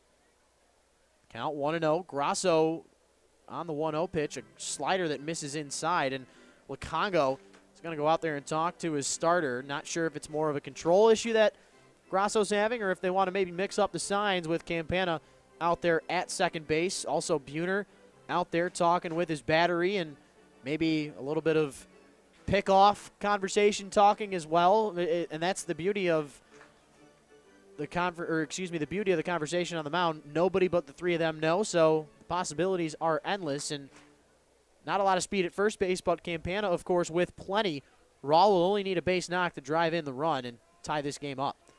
2-0 in the dirt, missing. Lukongo, a good pick out of the dirt. Keep the runners at bay, but Rawe working that 3-0 count. Grasso, the wheel's starting to shake a little bit here.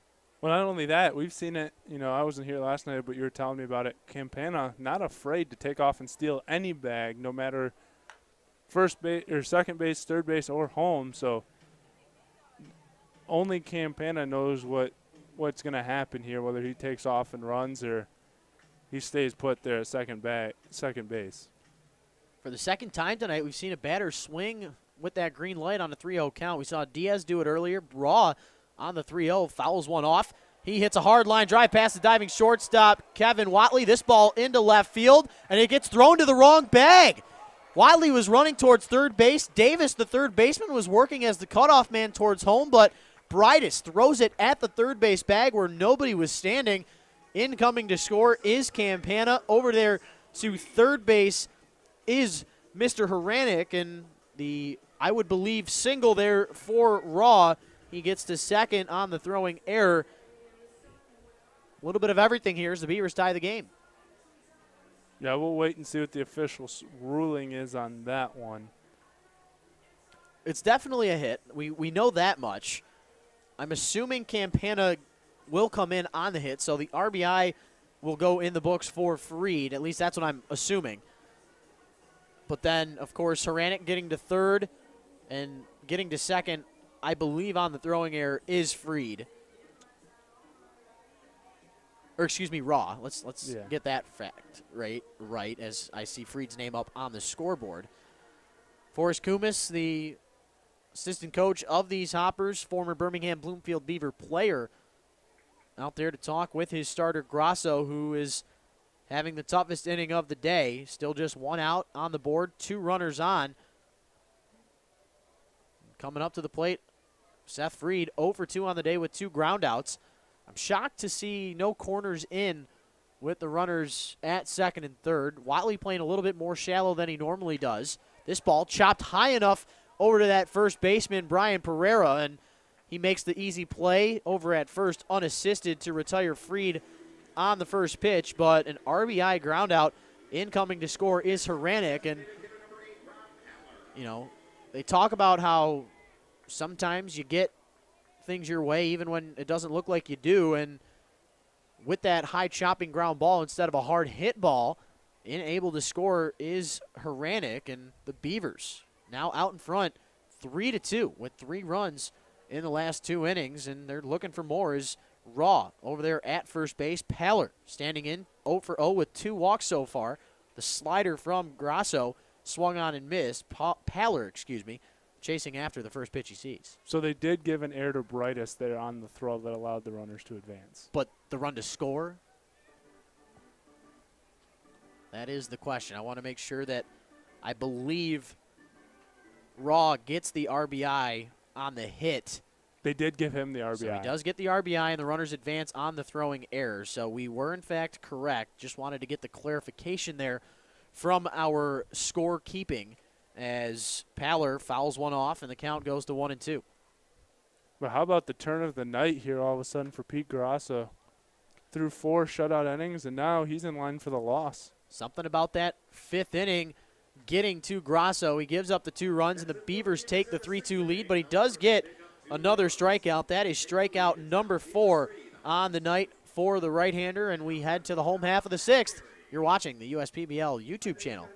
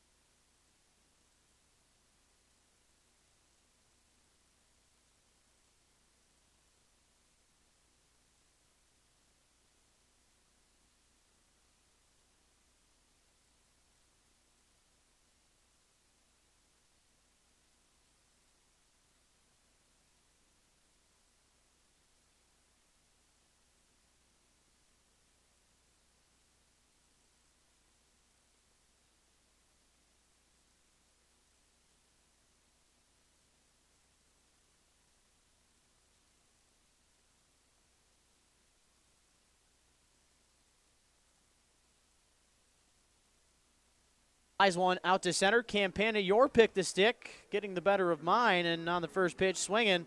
Pereira is retired for the 3rd time tonight, and Davis comes up to the plate 0 for 2 with a ground out and a strikeout.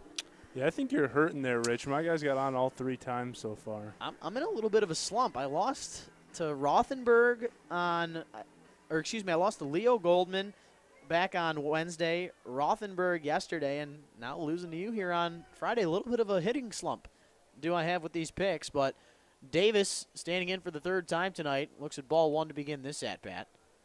It's all right. You got enough wins on me over the season already anyway. I was cruising to start the year against all of you broadcasting interns as Davis takes a big hack at the 1-0, fouls it off, and off the protective netting and into the stands it goes. Baseball turning into a souvenir for a lucky fan.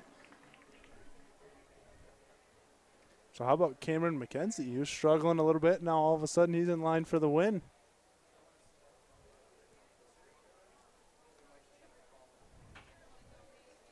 So the count 1-2 on Davis, trying to avoid his third consecutive putout of the day. Mackenzie with 5 strikeouts, 1 walk, 74 pitches through the first 5 frames, and there goes strikeout number 6. All of a sudden, the conversation's trending towards number 16 out of Irvine, California, Mackenzie. Yeah, he's feeling it now that he's got the lead. He allowed 1 hit through the first 2 innings, 5 hits between the 3rd and the 4th inning, but that triple play, of course, the difference of the game, as Mackenzie had given up a leadoff double, single, and single before that triple play was committed, as the first pitch to Thomas Lacongo misses high, nowhere near the zone. 1-0 the count. Lacongo on the day, 0 for 1 with a ground out and a walk. Well, they showed that triple play here last half inning to let the fans know exactly what happened, because there's a little bit of confusion what was going on. And as we got the replay of it, we realized that Thomas Rulis actually flipped that one onto Morris at second. So it's going to go 6-4-3 at least. Not sure exactly how the scoring goes down on that one, but we know that Morris tagged the bag at second, tagged the runner as well, and then threw on to first to complete the triple play. Not an easy play over there at the hot corner. Freed rifling over to Haranik at first, and with Lacongo's speed, we get the ground out. We are through 6. Beavers out in front 3-2. You're watching the USPBL YouTube channel.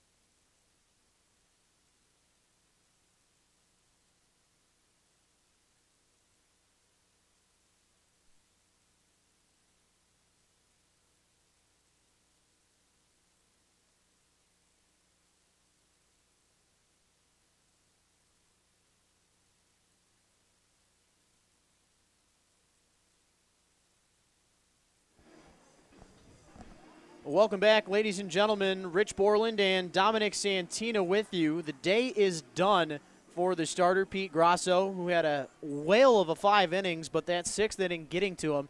He ends up going the 6 innings, allowing 3 runs, only 1 of them earned on the 4 hits, 2 walks, and 4 strikeouts for the right-hander out of Salisbury College, and he now gives way to the right-hander, Mr. Donald Buhner. So Buhner, his last time out, went an inning and a third, allowed 2 runs on 4 hits. But before that, his previous 5 outings, he went 14 2/3 combined innings without allowing a run. So he's been pretty solid out of the bullpen so far this year. His last outing a little rough, but hopefully can shake it off and come back tonight. Yeah, he's one of the more efficient bullpen guys for these Eastside Diamond Hoppers comes in, for the most part, right after the starters do to keep the game where it's at, whether they're up by a small margin or down by a small margin. This ball taken the other way. If it's fair, it's gone off the foul pole and left. It goes about 325 feet, and Hunter Wood hitting his 5th home run of the season. That's good for the league lead. Never mind. I was looking at the wrong guy there, Rich. I was looking at Rudicelli down there thinking that they each have, that Rudicelli was hitting his 2nd, but got to look at the Beavers lineup card here and mark it down on the right side. So Wood scoring for the 2nd time today. Scored the 1st run for the Beavers and the 4th run as well. And it's amazing how fast the game of baseball can turn. The Hoppers looked like they were cruising through the first couple of innings, and Grasso looked unhittable, but to that 6th inning we went. He hit 2 batters in the frame, and both of those guys that were hit by pitches eventually came in to score, so it ends up costing them. And this one, getting into shallow left field, Kevin Watley with a good jump, and he just misses catching that baseball, goes sort of into that Bermuda Triangle out there in left center field. Yeah, and the shortstop there, Watley, ran a long way. I mean, more range than Jose Iglesias usually covers there, but falls, like you said, in between the 3 of them, and now 2 straight hits here against Warner. So Braxton Morris now standing in. Mentioned how he's coming to us from Morehead State with those Eagles. An impressive .547 slugging percentage there, and in a little over 300 plate appearances. He only struck out 26 times in his college tenure. That's crazy. That's really good. Morris on the day. It's funny, though. He's only got 26 strikeouts in his college tenure, but he's over 2 with 2 strikeouts tonight. It's a cruel, cruel game, but it can be so fun at the same time. As this one swung on and missed, the 1-0 pitch. Sliding in safely to second is Mr. Smith, who reached on the no-out single. And the Beavers continuing to stride in a progressive state in these last couple of innings. Yeah, you know, you talk about it, though, that he struck out twice already tonight, but who knows? He could go the next 10, 15 games without a strikeout. Just the night, the pitcher, your confidence level, experience, all of it play a factor into your each at-bat. This ball out into left center field. Breitis is going to have a little bit of a kerfuffle out there, and that one will be a single, but coming in to score is Smith, and the Beavers take the 5-2 lead. Well, and just like that, you know, you talked about him struggling and striking out twice, and he comes through with an RBI single. So the Beavers will take it. Morris driving in the run, getting the single, and Beavers out in front 5-2.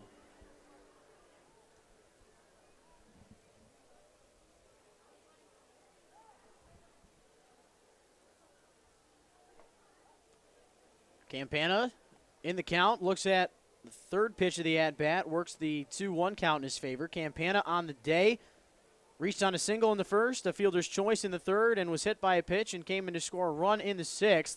Fights one off. This one goes out of play. Count evening up at 1-1, and a fan getting a lucky souvenir. Well, Rich, if it's not already one-sided, I'd say if my guy Campana gets on here, I'd say it's over. 4 appearances, 4 times on base. Don't think you can beat that one. Campana looking at another pitch. Count 2-1 on the batter.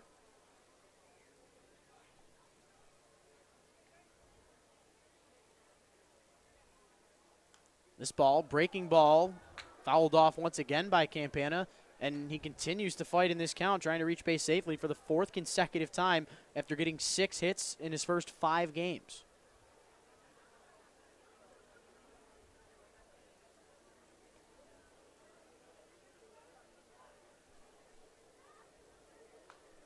This ball lifted, and this is another one that will get out of play, and Campana just, I mean, he sees the ball so well, and he's been put in this leadoff position since he's been here at the USPBL, and the scouting report paying off here for these Beavers.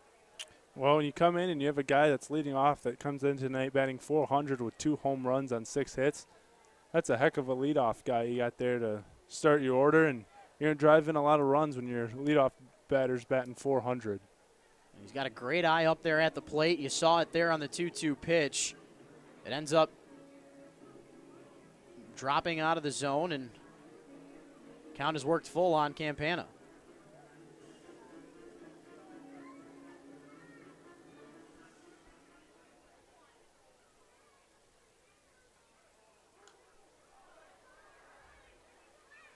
This ball popped up, and it goes out of play again, so Campana continuing to fight here. That was the 7th pitch of this at-bat, so he's battling. He's hanging in there.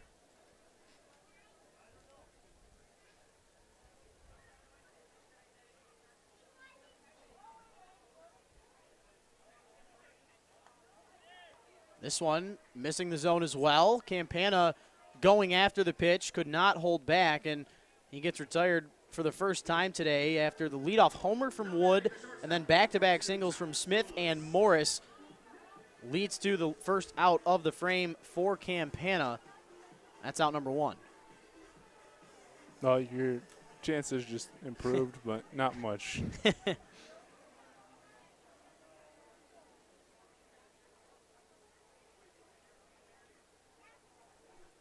So Thomas Rulis standing in 0 for 3 with a fielder's choice, a ground out, and a line out on the day. Backdoor breaking ball missing high and away from Don Warner. Warner trying to do his best to keep the Hoppers in this one, but the home run to Wood kind of kept things going for the Beavers as the 1-0 pitch swung on and missed from Rulis. And for a guy who has so much success at the plate, it's crazy how little of power Rulis has. He only had 1 home run at his time at Dartmouth, and he's only got 1 home run here in this 2018 season. I believe he only had 1 home run last year as well. But in the end, power doesn't matter when your batting average is above .315. Is where he sits coming into play today. Count 2-1 on the batter, Rulis. That one gets fouled off, evens the count up at 2-2, and what an important pitch coming up for Don Warner here.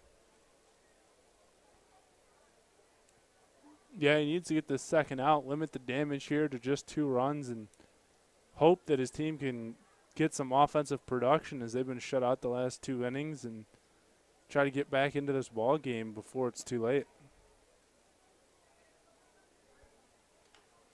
This one getting fouled off of the front leg of Rulis. Our home plate umpire, Rob Lothian, doing his duty to give the batter some time. That one looked tough. I mean, Rulis is a hard-swinging left-hander that, you know, when he makes contact, the ball, of course, hit very hard, and he's going to end up with a bruise out there on that left leg. You know, as bad as it looks from a fan perspective for Pete Grasso letting up the 3 runs, only 1 of them were earned, so that ERA not really going to take that much of a hit. It's a very good point there, Dom. Grasso with that 2.00 ERA coming into play today.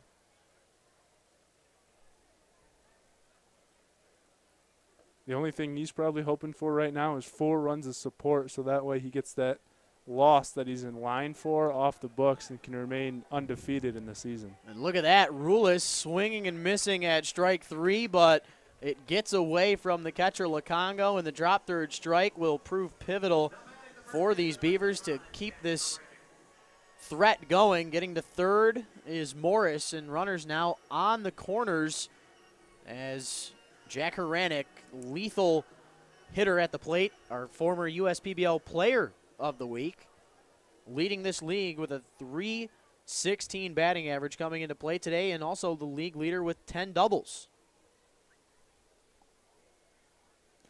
And you wonder sometimes when you see that batters will take that strikeout if they know they can get on base if that ball is not going to be able to be caught and they think they can beat it out. Haranek looking at ball 1 to begin this at bat. 4th in the league with 30 hits coming into play today, but he's 0 for 2 with 2 groundouts to second and a hit by pitch that he eventually came in to score in the 6th. This one, it's a hit on a line. It's going to end up getting down in front of Cody Rudisilli in center field. Coming in to score is, of course, Braxton Morris. That is run number 6 on the day for the Beavers, and all 6 of their runs coming in the last 3 innings. Well, and if you would have told me, looking at statistic-wise, that Pete Grasso and Donald Buhner were going to be pitching, I'd almost guarantee you it would be a 0-0 or a 0-run game for the Beavers the way they've been pitching of late. But Beavers being patient, looking for the right pitches, and being aggressive when they get it, outburst for 6 runs. Yeah, and the offense, it was struggling a little bit on the year for the Beavers, but as of late, they have been able to turn the tide around. Chris Newell at the helm of this team as the 1-0 pitch to Brandon Rawe fouled off. Out of play it goes. The count even at 1-1. But the Beavers, with already 6 runs in this game, they beat the Mammoths yesterday 3-0 in the nightcap. Against the Hoppers back on last Sunday, they put up 11 runs. And in the game before that, last Saturday, they put up 10 against the Mammoths. So the offense has been turning around as of late for the Beavers. That's a good sign for them, but of course for their opposition, not as much.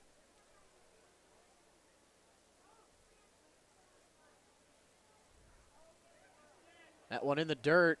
Rawe, a good eye at the plate. Evens this count up at 2-2.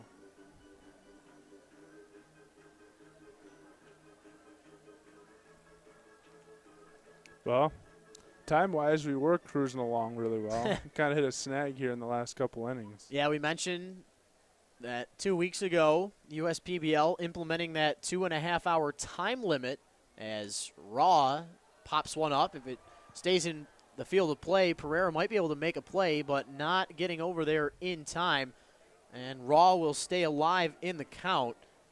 But that one right near that brick wall in front of our diamond tables that are very close to the field, and so close, Dom. I can't remember if I've brought this up with you on the call, but of course from pitcher's mound to home plate, 60 foot, 6 inches.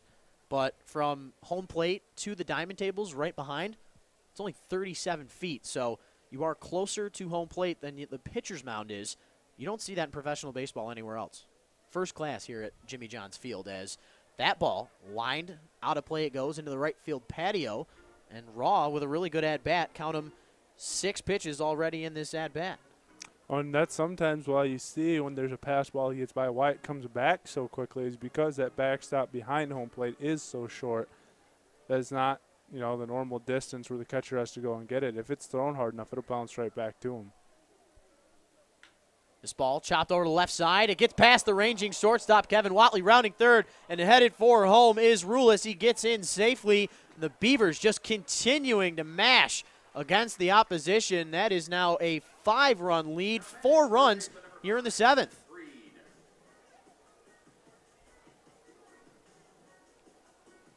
Beavers just demolishing against Don Buhner here, and you wonder how long Paul Nochi's going to keep him in this game.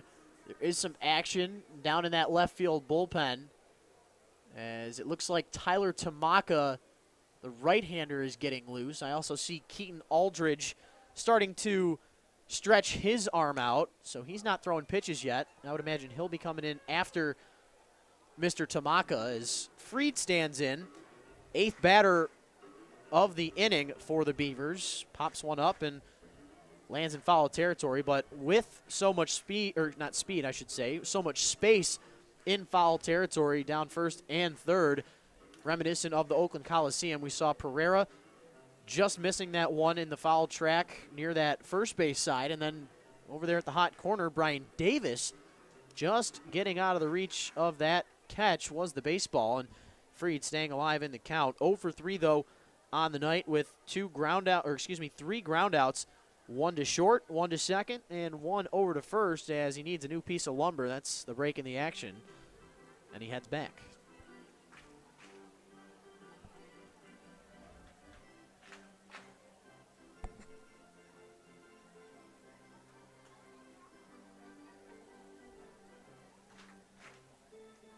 Mentioned it's Our Metro PCS Fireworks Friday. Going to have fireworks at the conclusion of this game. We will not start another inning past the 9:30 mark, so that ninth inning in limbo as the inning continues on for the Beavers. The 0-1 pitch in the dirt. Nice job from Buhner. Nice stop from Lukongo to not allow these base runners to move up any further.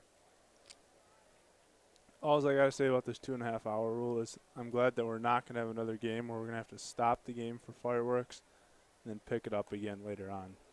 Freed on the 0-2 chases after the third pitch, and Buhner getting his second out. Both of his outs have been via the K, but outside of those 2 strikeouts, Dominic, let's go back at the beginning of this inning as Rob Paller comes in as the 9th hitter of this frame. Wood led it off with a solo shot, and then Ryan Smith singled, Braxton Morris singled, Campana struck out, but then Rulis and Haranek and Rawe back-to-back singles, and then Freed striking out there. This ball getting away from the catcher Lukongo. Haranek with not a lot of speed over there at second base, not risking anything, trying to make the third out at third base.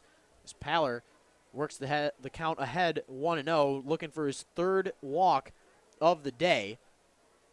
As he struck out to end that 6th inning.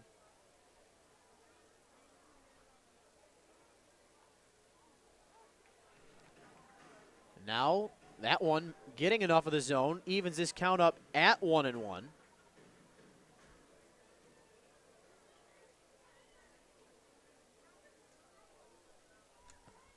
The 1-1 to Paller. Popped up into shallow left field. Watley looks like he's calling off Brightus, and he eventually does make the catch with a little acrobatic slide to end it. But the Beavers, with another 4 runs in this top of the 7th inning, they lead it 7-2. We head to stretch time at Jimmy John's Field. You're watching the USPBL YouTube channel.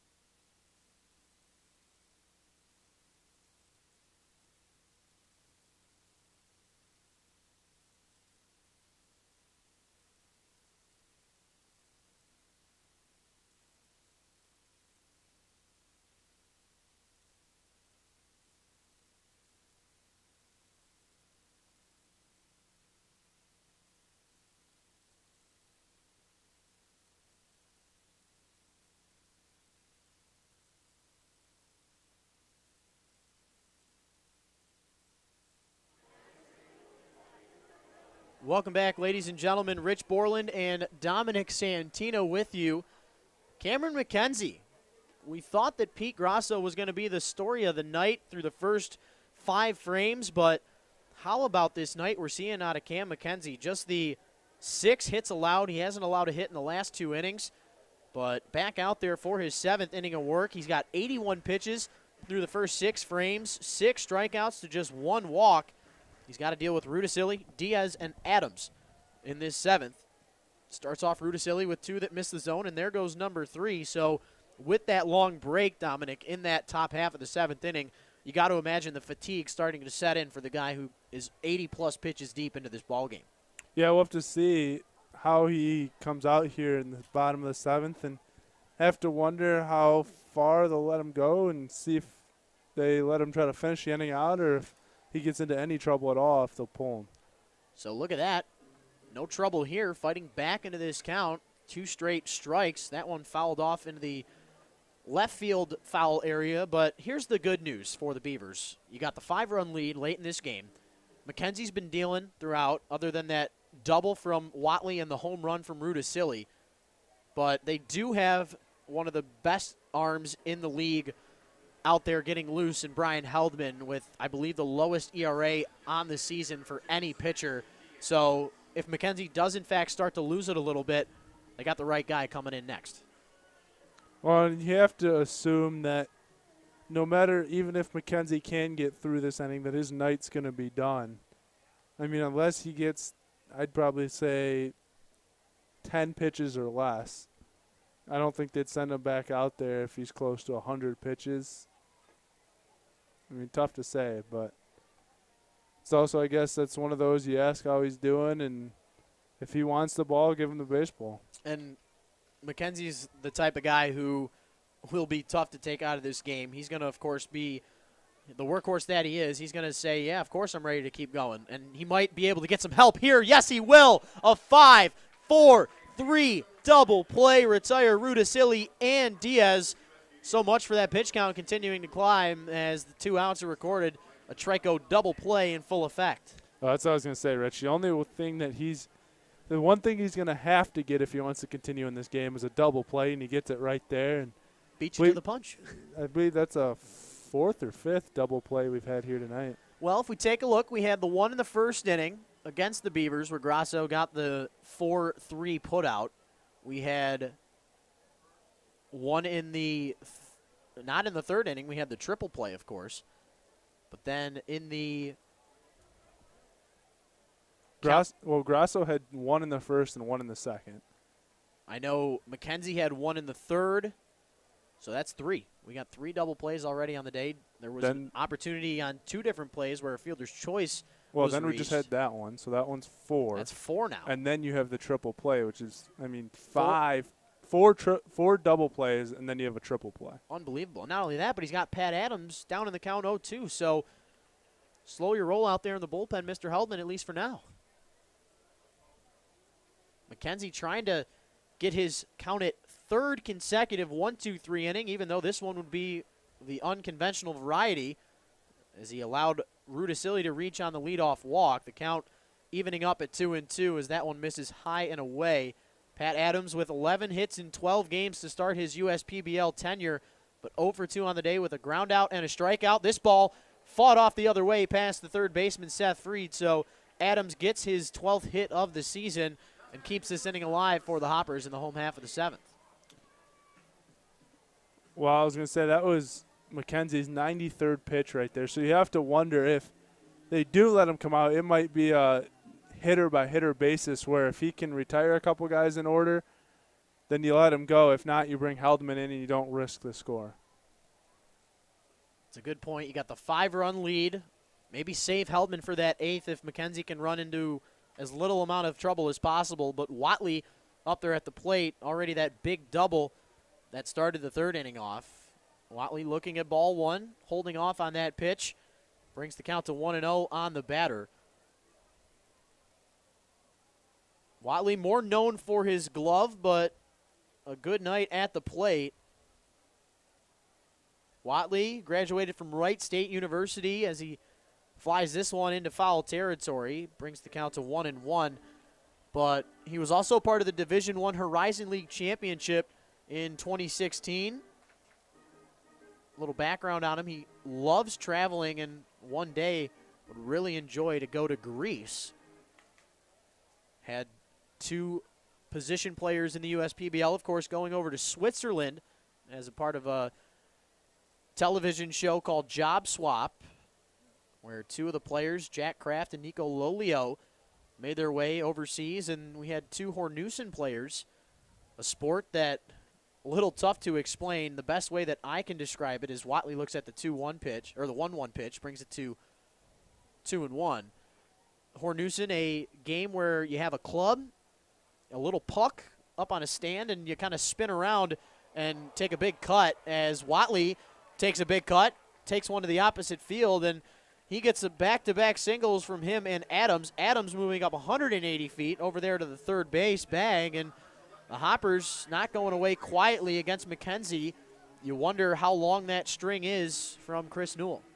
Well, and if you're Newell, you might be checking in with Heldman down there in the bullpen, seeing how he's feeling, and if he's not ready to go, you might be giving him the signal to speed it up a little bit here, because you might be in possibly next batter, depending on what happens right here. Right on cue, Chris Newell making his way out to talk with Mackenzie.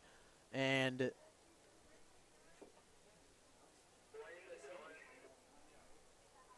so you got Newell out there. Looks like it's a motivational speech out there. He's probably telling, I mean, if I was Newell, you got 2 outs with 2 runners on. I would imagine that the conversation says, you're doing a great job tonight.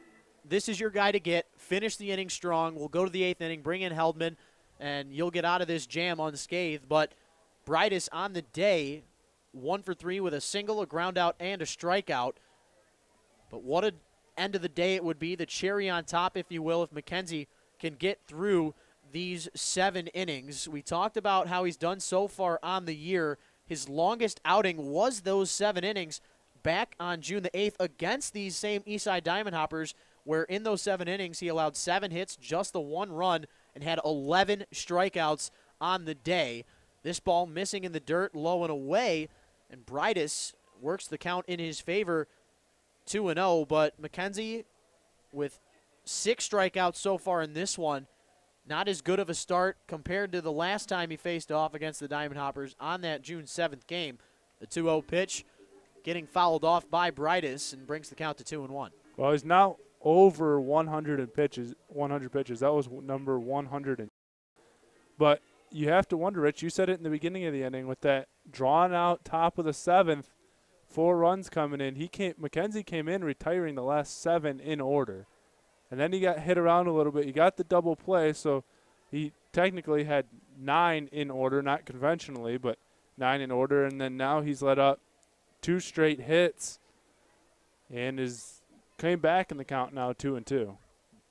The day will be decided on this at-bat for Mackenzie. He, of course, in line for the win, barring some crazy theatrics from the Hoppers late in this game.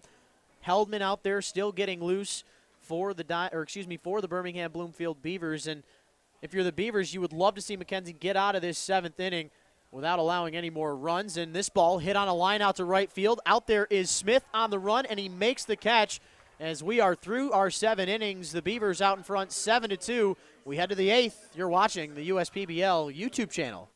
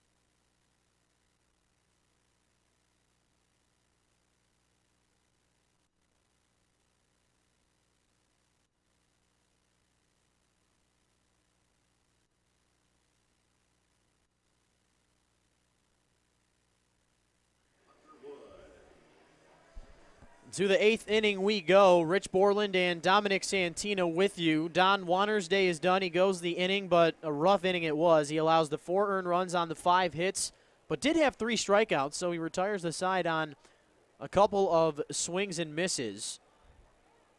His victims were Seth Freed, Rob Paller, and Nick Campana, but the Beavers end up getting through that 7th inning with 9 batters batting in that frame, working through a little bit of technical difficulties as we speak. Hunter Wood in the count, evening it up at 1-1. And making the ship go, Mr. Ryan Porath helping us up in the booth as he always does. Quickly bringing it back to you as soon as we can. But for now, radio as Tamaka out here in the inning for these Hoppers.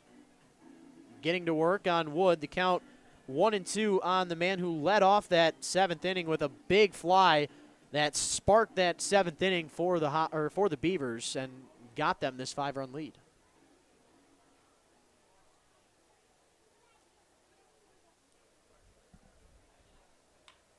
Ground ball pushed to the opposite side of the infield for the lefty Wood.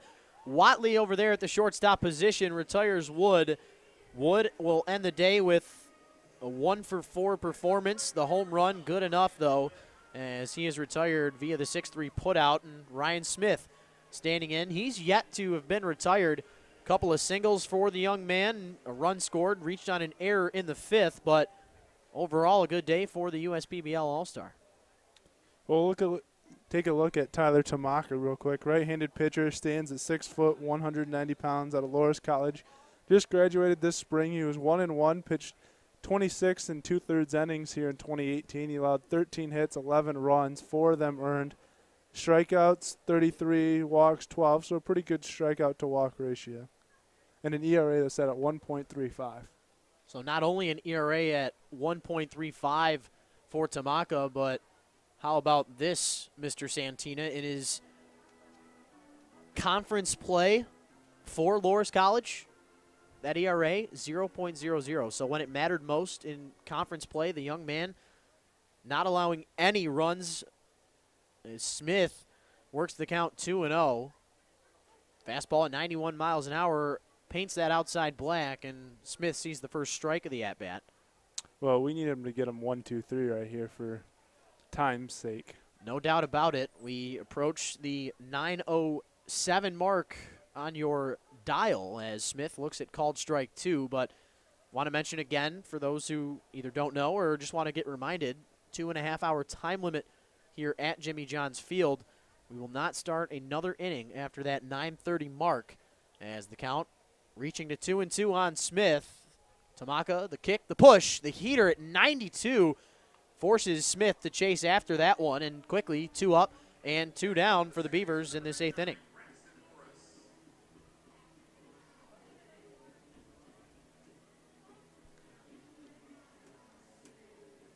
Morris was 0 for 2 going into that long 7th inning, but something that we forgot to bring up in the broadcast, Mr. Santina, how about some of the most impressive stat line that I have ever seen in my entire life as Braxton Morris fouls off the first pitch he sees. Everybody that is a baseball fan knows the name Joey Votto, correct? So I came across my Twitter feed earlier on today and saw one of the most bizarre things I've ever seen in the terms of baseball. Joey Votto, since 2010, has popped out only 7 times in the infield. With that same amount of plate appearances in that span, the MLB average for a player that would have popped up 127 times. In 2010, Joey Votto had only popped out 0 times. Once in 2011, once in 2012, once in 13, once in 14, twice in 15, none in 2016, 1 in 2017, and he is yet to pop out to the infield here in 2018. But the most impressive part about all of that, Dom, as the count remains 2-1 on Braxton Morris, Joey Votto has had 6,563 career plate appearances, and he has never popped out to first base, pitcher, or catcher. And that's coming from a left-handed batter. It's unbelievable the numbers that this man puts up year in and year out. You got no words. The only thing I could say is I guess if he's going to pop up, he must be late on it because he must be hitting it to the left side of the infield. Look at that, right on cue, Dom. It's why we do this. The ball popped up in foul territory. Brian Davis with the dive as he makes the catch to end the top of the 8th inning. We're halfway through 8. The Beavers out in front by 5. You're watching the USPBL YouTube channel.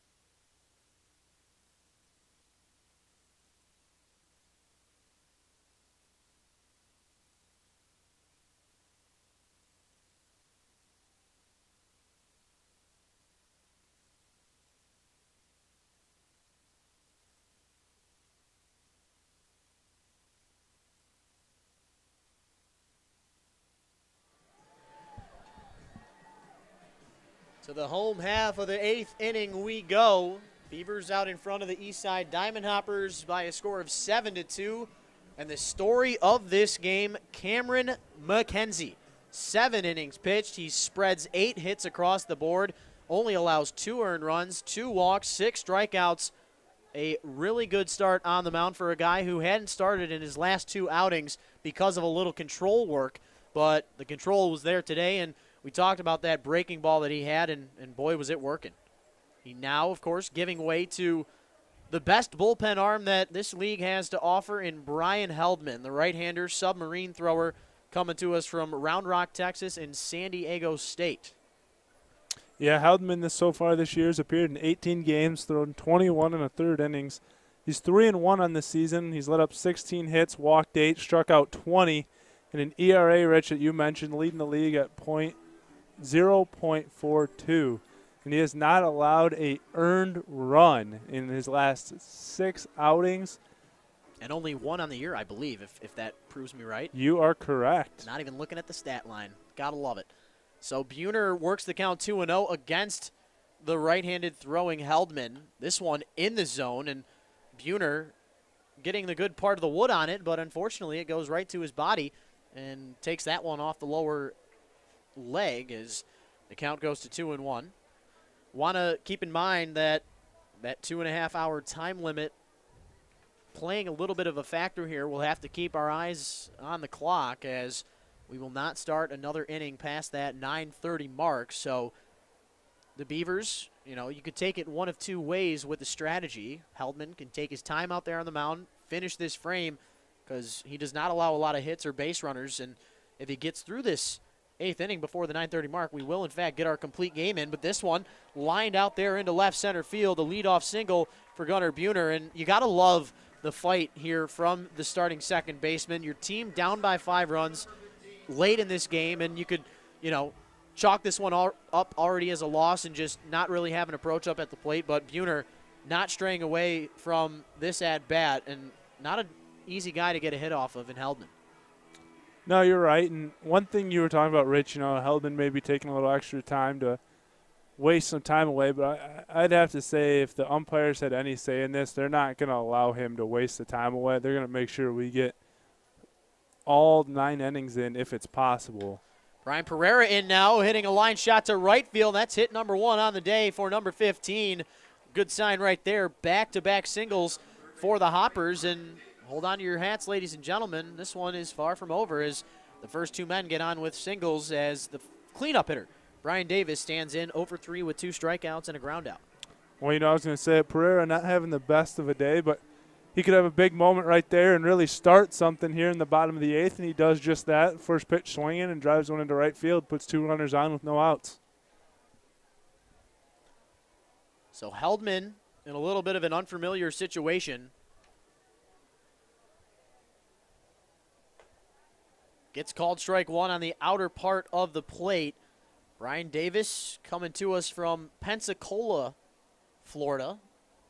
Probably a little cold up here for his liking as we're heading into the end of July, but temperature dropping a little bit. We did have some weather in the area earlier on today, but if we pull up the weather app, looks like the rain has subsided and won't be back until about 1 or 2 o'clock this morning.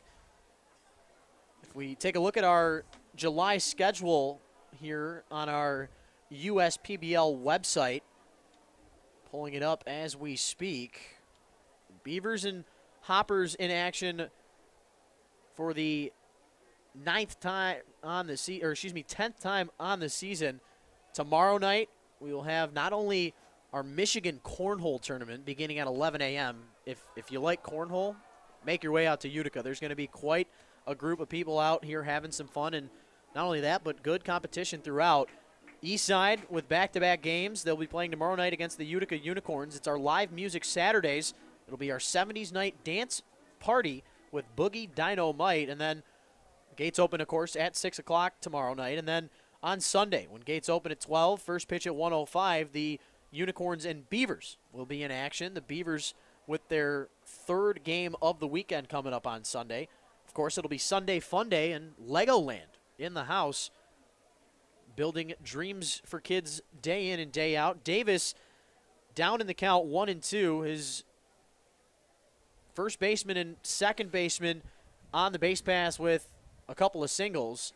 Heldman trying to keep the threat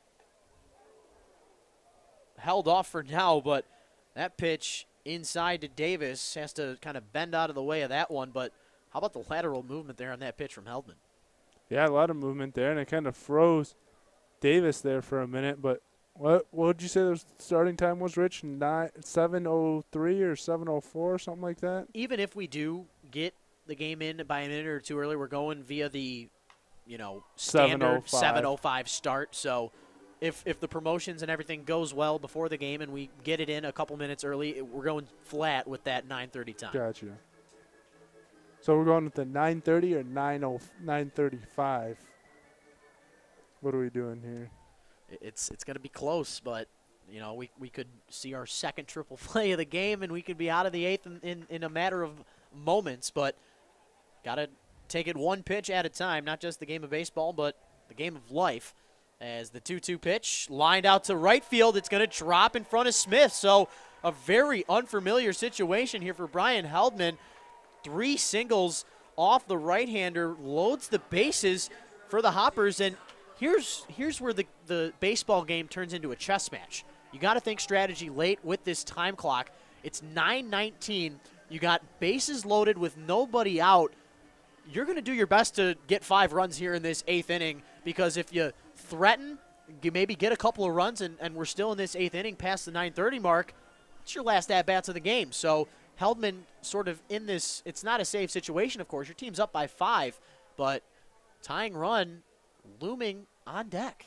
How about this? This would be kind of interesting. And, I was going to say, I don't want to say it just because I don't want to jinx the possibility of it will happen, but, well, it could be something that I don't know has ever been done considering, with if it ended up being a shortened game.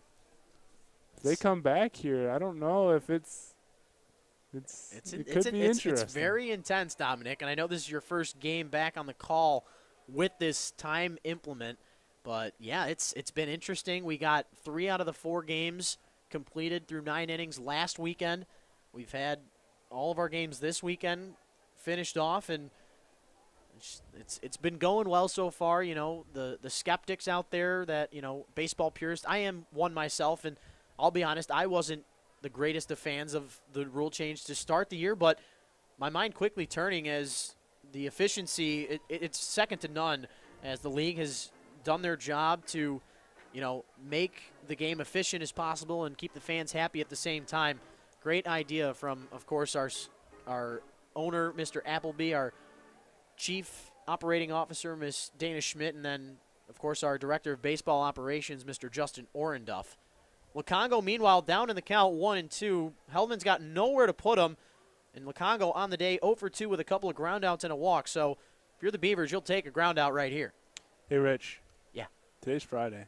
I think there's something with Fridays here. Just doesn't fit right with the baseball operations. The 1-2 slider swung on and missed. Lukongo chasing after that. Nasty stuff from Heldman. And the first out is recorded after 3 singles.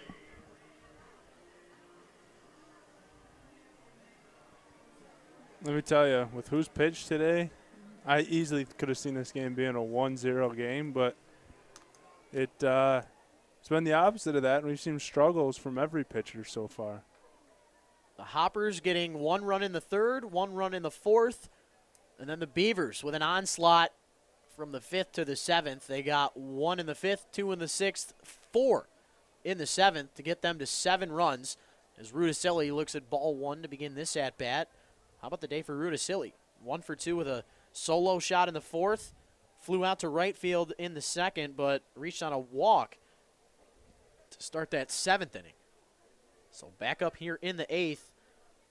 He's already left the park once today and looking like he was trying to leave the park for a 2nd time as he takes a big cut, but can't make any contact. This count evens at 1-1.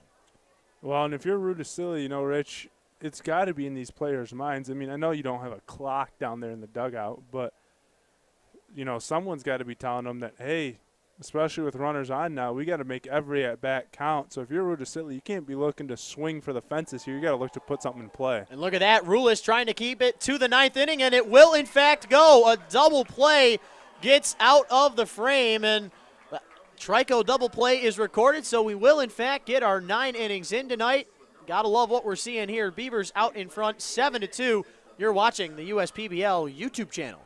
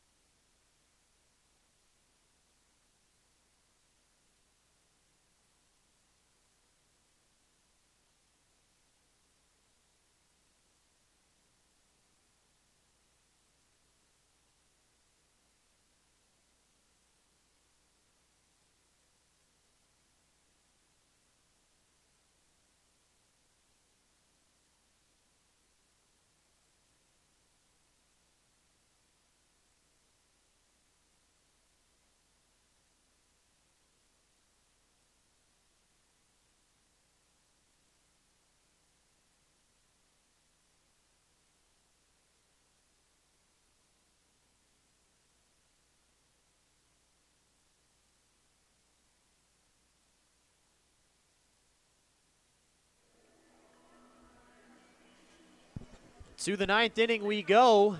Beavers with a commanding 5-run lead through these 8 innings played. The day done for Tyler Tamaka. He goes the inning, allows no hits, no runs, no walks, and gets the strikeout in the process as he retired Ryan Smith via the swing and the miss for out number 2 in that frame. Back to the top of the order we go. Nicholas Campana leading the way for the Beavers to start the 9th. Looks at ball 1 that misses the zone high, and Campana was 1 for 2 going into that 7th inning where he had struck out for out number 1. The 1-0 pitch misses inside. Campana darting out of the way of that one. The count moving to 2-0 on the leadoff hitter, who I believe has found himself a rightly home in this Beaver lineup, the spark plug, if you will. This ball hit high out there into the dark skies, and nowhere to find it is the third baseman, and it's caught by the left fielder, Trey Brightus. But I just noticed, I'm not sure if you did or not, but that is not Brian Davis over there at the hot corner. Looks as if a defensive, oh, hold on now. So Gunnar Buhner goes to shortstop. Brian Davis goes to second. And then over there at third base now is Cameron Coons. So it looks as if the day is done for the shortstop, Kevin Watley. Hoping he's okay physically. Not sure if this is just to get Coons some work in over there at third base or not, but a little rearranging of the infield. Rulis, meanwhile, looks at 2 straight. Neither of them hit the zone, and he's in a favorable hitter's count. It's 2-0 as our good buddy JJ, the field general, up here in the booth getting a little rest. He's been working hard all night long. You know, I wonder if they almost were ready to put Coons in as a pinch hitter there in the bottom of the 8th in case they needed some, you know, for some runs. And instead of telling Watley to go back out there, they maybe just left Coons in the game. And then we'll see him here in the bottom of the 9th to hit. Well, I feel like they wouldn't use him as a pinch hitter unless the at-bat, because he wouldn't be substituted in for Watley until the at-bat came. Right, but I'm saying maybe like that was planned, that he was going to come in the bottom of the 9th or the bottom of the 8th to hit for him. And so since Watley was already planning on his night being done, maybe instead of telling him to go back out there, they just let Coons get some playing time in defensively. I gotcha. As Coons is over there at the third base bag, he's had a little bit of time off as of late. Coons has not played since, I take it back, he did play on the 17th, but before that he hadn't played since the 11th. So just 2 games in the last couple of weeks for the man over there at third base. Rulis, meanwhile, works the count full and works the walk with 1 out here. That's first walk of the day for the Dartmouth product, and the Beavers getting a base runner on to start this top, or excuse me, not to start this top of the 9th, but the 1 out base on balls after Campana flew out to left. Well, in for the Diamond Hoppers now is Joseph Doherty, who comes in at 6'3", 215. And, Rich, if I remember correct, we broadcasted his debut when he started and went 5 innings, allowed 1 run on 4 hits, walked 2, and struck out 4. One of only 2 other appearances that he's had here tonight, and then his last appearance back on the 15th, he got the loss where he went 2 innings, allowed 7 earned runs on 5 hits, 6 walks, and 1 strikeout. This ball's popped up. It will stay in the field of play, but it heads to the warning track, and that man who defensively replaced the second baseman, Mr. Coons, can't get to the ball in time, so Haranek stays alive in the count. Count 1-1 on the first baseman. Mentioned how Haranek had that 12-game hitting streak to start the year, and he really hasn't fall off since. That best batting average in the league with Rulis right behind him at .315. These 2 guys back-to-back in the 2-3 holes of these Birmingham Bloomfield Beavers. I mean, the Beavers coming into play tonight with a 13-13 record, tied right in the smack dab middle of this race, but with the combination of Rulis, Haranek, and then the addition of Campana in front of him, that's a lethal 1-2-3. Yeah, like you said earlier, Campana's kind of found a spot there at the number 1 at the top of the order, and Rulis is not an easy out underneath him either. And then you got Haranek, who's got 21 RBIs, batting .316 and 3 homers. tough 1-2-3 to start your night off. So the count moving to 2-2 on Haranek.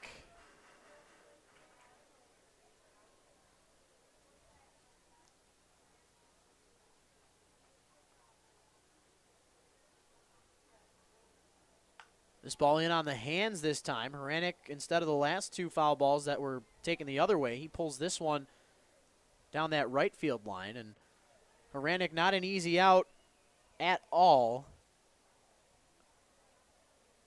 Trying to keep this inning going for the Beavers. He comes to us right from Ortonville, Michigan, just a little bit down the road. This one fought off again to the opposite field, but this one is going to stay in fair territory. Rounding second, headed for third is Rulis, and he will get the stop sign from Chris Newell at the third base bag. But how about that for Haranek? That is double number 11 on the season. He was already in the league lead with doubles on the year, but he continues that stride tonight. Brings the runners to second and third, and that is hit number 2 on the day for the big fella.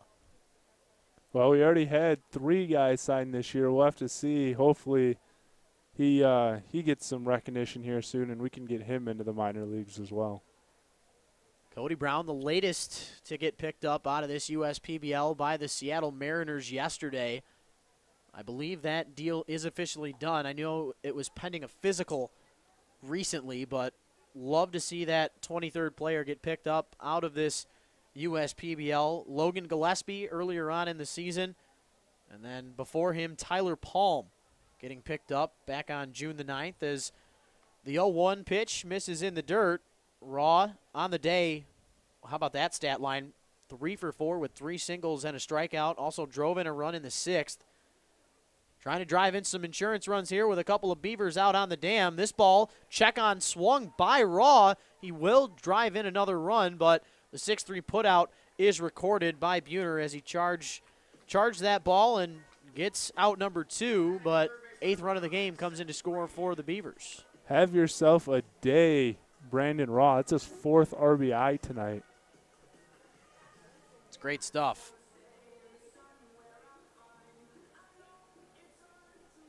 And, you talk about it. You were saying, you got Campanera at the top, Rulis, Haranek. Now if Rawe can find himself in that cleanup spot, 4 tough guys. Yeah, Rawe, like we mentioned, a Utica Unicorn back in 2016, and now with these Birmingham Bloomfield Beavers. Freed, meanwhile, down in the count 0-1. That heater from Doherty getting enough of the zone brings the count to 0-2. Doherty in that relief role. He had the start back on July the 15th where he only went 2 innings against these Beavers, allowed 7 earned runs. So a little bit of a redemption trial for the right-handers. This one's rolled off into foul territory. Ricky Castro, the assistant coach of these Beavers, and it's funny, you got the coaches, the assistant coaches flip-flop for these 2 squads. Ricky Castro over there in that first base coach's box, former player for the Hoppers. And then Forrest Kumis, the assistant coach for the Diamond Hoppers, a former Beaver. Spreading the wealth a little bit here at the USPBL. So I just pulled up, we have a running list online if you ever want to check out who has been picked up by major league organizations, and had a couple new ones this year. Of course, the Twins have picked up a couple guys already from our organizations, but we had Seattle Mariners pick up a guy. And where did Gillespie go to?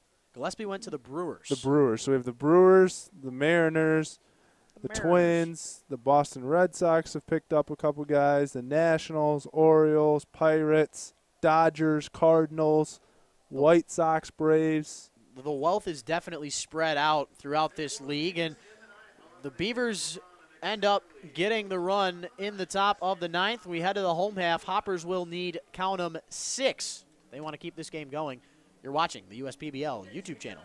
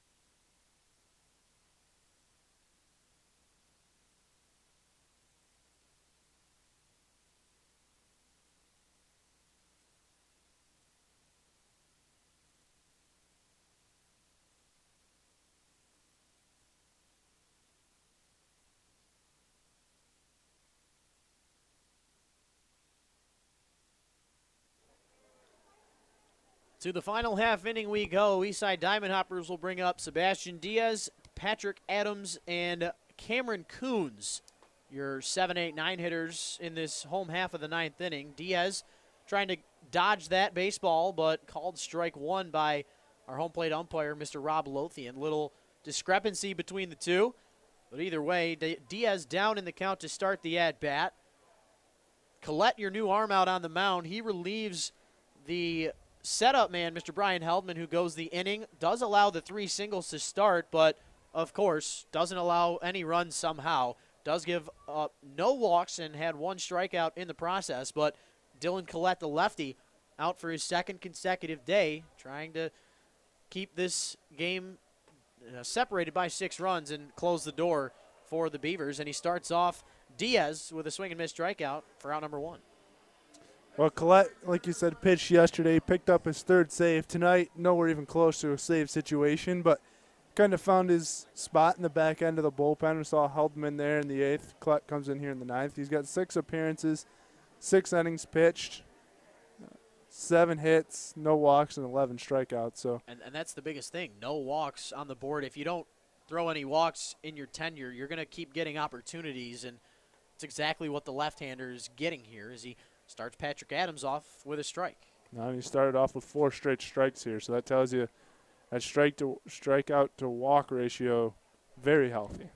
Yeah, Dylan, the left-hander, was actually an all-star for the Futures Collegiate Baseball League of New England back in 2015 when he was playing for the Worcester Bravehearts. But Collette, of course, coming to us from UMass Dartmouth and Albany, New York, the left-hander. He's only allowed runs in 1 of his outings on the year.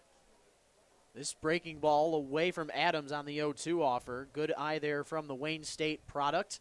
Stays alive in this count, but only a matter of time before the Beavers eventually end this ball game. Hoppers need to get 6 more runs before they are retired for 2 more outs. That breaking ball looked good from up here, but must have missed just lower outside. Well, if you're Brian Heldman, you have to be pretty pumped up. You let the bases loaded, but you get out unscathed, and another shutout performance. It wasn't easy, but keep your ERA intact and keep it low. The 2-2 pitch swung on and missed from Adams, and Collette, if we take a look, is trying to, how about this? He's got 2 strikeouts in 1, 2, 3, 4, 5. He's got 2 strikeouts in 5 of his 6 outings on the year, but make it 6 out of 7 now. An opportunity to get his first 1, 2, 3 strikeout frame, but he'll have to go through Cameron Coons. Not a bad contestant to try on, as you got to imagine the batter standing in, first plate appearance of the day as he replaces Watley. Hasn't seen live pitching all as much as compared to some of these other guys, and Collette in there with the called strike 1 on pitch number 1. Oh, and that's, we said it, Rich. He was coming in. I'm guessing most likely they just decided to let him have a little defensive experience there in the 9th instead of just putting Watley back out there, and decided to give Watley the rest of the night off. So the count, 0-1 on Coons. This one fouled off into the protective netting, and just like that, the Hoppers are down to their final strike.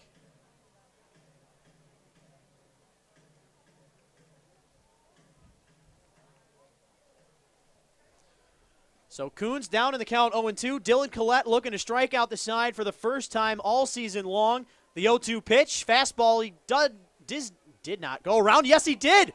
That one, Coons cannot hold back, and Collette, for the first time all year long, does strike out the side. The Beavers win another one. They win this one by a final of 8-2 and move past the 500 mark for the first time in about 3 weeks.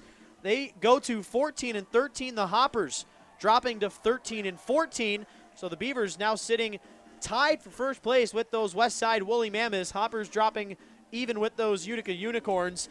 Mentioned tomorrow night, we will be having our live music Saturdays. The Hoppers and Unicorns will be in action. So the loser of that game tomorrow will move into 4th place alone. But overall, we saw a great beginning of a start for Pete Grasso. Cameron Mckenzie kind of cruised his way into a impeccable start goes the 7 innings, only allows 2 earned runs on the 8 scattered hits, allows just 2 walks, but strikes out 6 in the process.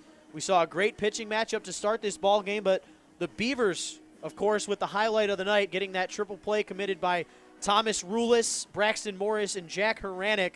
That was an intense and historical milestone here at Jimmy John's Field, the first triple play recorded in the history of the league. But Dominic, overall, your final thoughts? Well, one thing, everyone turned into Sports Center tonight, because if I have any say, Scott McDonald will be tweeting that one to ESPN, and hopefully we'll see it on Top 10 tonight. But, I mean, I think you got to talk about the Beavers' offense. I think you said last week twice.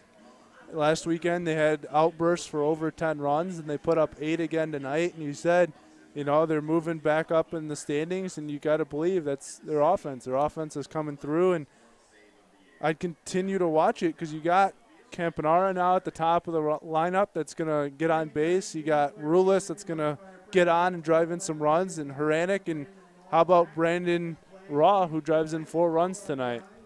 I mean, I don't know if you're a wrestling fan at all there, Dom, but Matt Derry down in the field with Rawe right now. His famous line, it's Friday Night Raw here at the ballpark. Rawe, in the end, having the great night up at the plate. The final line for Mr. Rawe, 3 for 5 with 3 RBIs, the 1 strikeout, but the strikeout did not matter. The Beavers winning this one by 6 runs. For my broadcasting partner tonight, Mr. Dominic Santina, my name is Rich Borland. Fireworks coming up at Jimmy John's Field, but for you fans, we will see you with pregame tomorrow on the broadcast, 6:50, and then first pitch at 7:05. You stay classy, Utica.